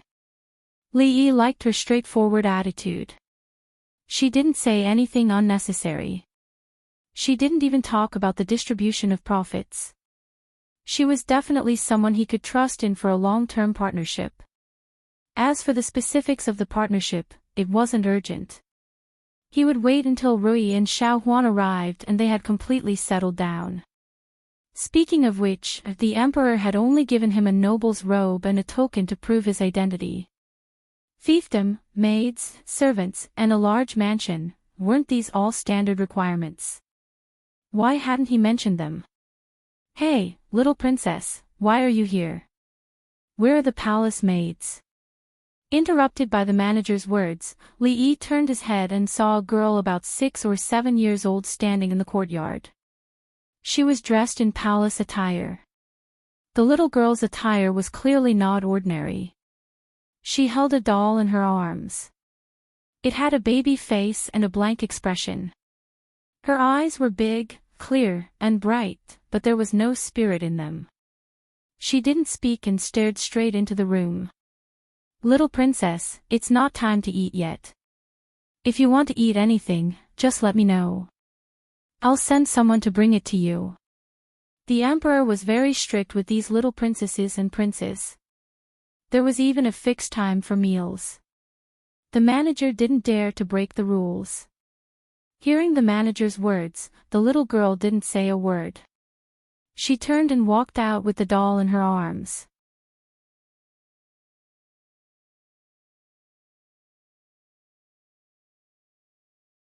Chapter 350.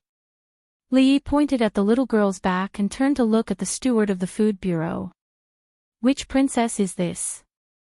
He only knew 2 of the old emperor's princesses, the beautiful constable princess Yongle and the arrogant princess Shaning. He didn't know any of the princes. The little girl who looked a little silly just now was actually a princess. Lord Ju, that is Princess Yongning. The steward immediately replied. Li Yi realized that there was a huge gap between princesses. For example, Shou Yang, the Tsundra Lolita, might be the most pampered type. In order to satisfy her desire to eat hot pot, the old emperor did not hesitate to let a viscount enter the palace to be the chef. As for the lonely Princess Yongning, she might be the least pampered type. Li Yi turned his head and saw the corner of a robe peeking out from the stone steps at the entrance. Li Yi walked out slowly and saw the little girl sitting by the stone steps, hugging the doll in her arms. She was motionless and looked ahead with a blank expression. Coo! A strange noise was suddenly heard. Li Yi lowered his head to look at her, then walked back to the food station. When he came out again, he was holding a small bowl of egg-fried rice that was still steaming hot. As if she smelled the fragrance, the little girl turned her head and looked straight at Li Yi. For the first time, there was a glimmer of light in her bright eyes. Eat. This was the first time Li Yi saw an hungry princess. He squatted down and passed the bowl to her. The little girl instinctively dodged his action.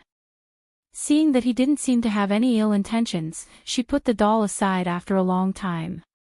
She reached out to take the bowl and took small bites. Li Yi sat beside the little girl. The steward walked out and was about to say something when he was glared at by Li Yi. Just like that, one big and one small sat on the porch. One ate quietly while the other stared ahead in a daze. Hey, is my hot pot ready? A crisp voice pulled Li Yi back from his dazed state, and its Tsundra little face appeared in front of him. Hot pot. Li Yi was confused. What hot pot? The Lolita's face turned from red to green. The taste of the hot pot depended on the base. There was no Haidaleo in this world. Fortunately, it was easy to make a homemade hot pot base and didn't require much effort. The palace was a palace after all. Tender green vegetables weren't rare here. The variety of dishes wasn't something the prince's residence could compare to. Shou Yang Princess followed Li Yi like a shadow, asking him questions from time to time. It looked like she wanted to secretly learn from him. It was very noisy outside. The arrogant Lolita did not come alone. The princes and princesses were all attracted by the hot pot she mentioned. After the morning class, they followed behind her and swarmed over. A large group of eunuchs and palace maids guarded them. It seemed that His Majesty the Emperor was quite energetic when he was young, Li Yi thought to himself. He glanced outside and could not help but frown. At the door, a few princes and princesses surrounded the little girl and pushed her. The little girl didn't resist and just stood there in a daze, letting them bully her. "Can you teach me how to make hot pot? That way, I can make delicious food for father and mother." Princess Shining dipped her chopsticks in the hot pot and tasted it. She nodded in satisfaction and looked at Li Yi. Li Yi pointed outside and said, "If you can stop them from bullying Yongning, I'll teach you." Princess Shining was stunned for a moment. She didn't even hesitate and walked out with large strides. Among the group of princes and princesses, the proud Lolita was obviously the big sister. After a while, she came back from outside. Li Yi glanced at them and saw that the group had already dispersed. The little girl, who was a little demented, was led out by two palace maids. "Is that little girl really a princess?" Li Yi asked while he was busy cooking. "Yes." Princess Shining immediately replied. Between princesses, one couldn't be compared. Shining and Yongning were different by a word. One was the Emingzu in the palm of the old emperor, while the other could only be bullied by many princes and princesses. Thinking of the little girl's behavior just now, Li Yi asked again, "Does she not know how to speak?" "No." Princess Shining shook her head and said, "Yongning used to know how to speak, but she fell seriously ill a year ago. The imperial doctors almost couldn't save her. I don't know what happened later, but she recovered. Since then, I haven't seen her speak much. Yongning's mother passed away early. She never played with us. My brothers and sisters don't like her." Princess Shining was very willing to talk to people who were willing to cook for her. "You don't like her either?" Li Yi put the onion and ginger slices into the pot and asked casually. The proud Lolita was silent for a while and said, "Father said that a family should help each other. Yongning is also my sister. It's not that I don't like her, but she never talks to me. I can't do anything about it." Li Yi looked at Princess Shining with slight surprise. A 10-year-old girl could say something like this. It meant that the old emperor had educated her well. Although this little girl was a little proud, she wasn't bad at heart. It wasn't easy for a princess to grow up in the palace. The imperial court of the Li family continued the glory of the former Tang dynasty. The princesses of that era were extravagant and lascivious. They bullied the kind-hearted, raised handsome men, and even caused chaos in the palace. Even revolts were not uncommon.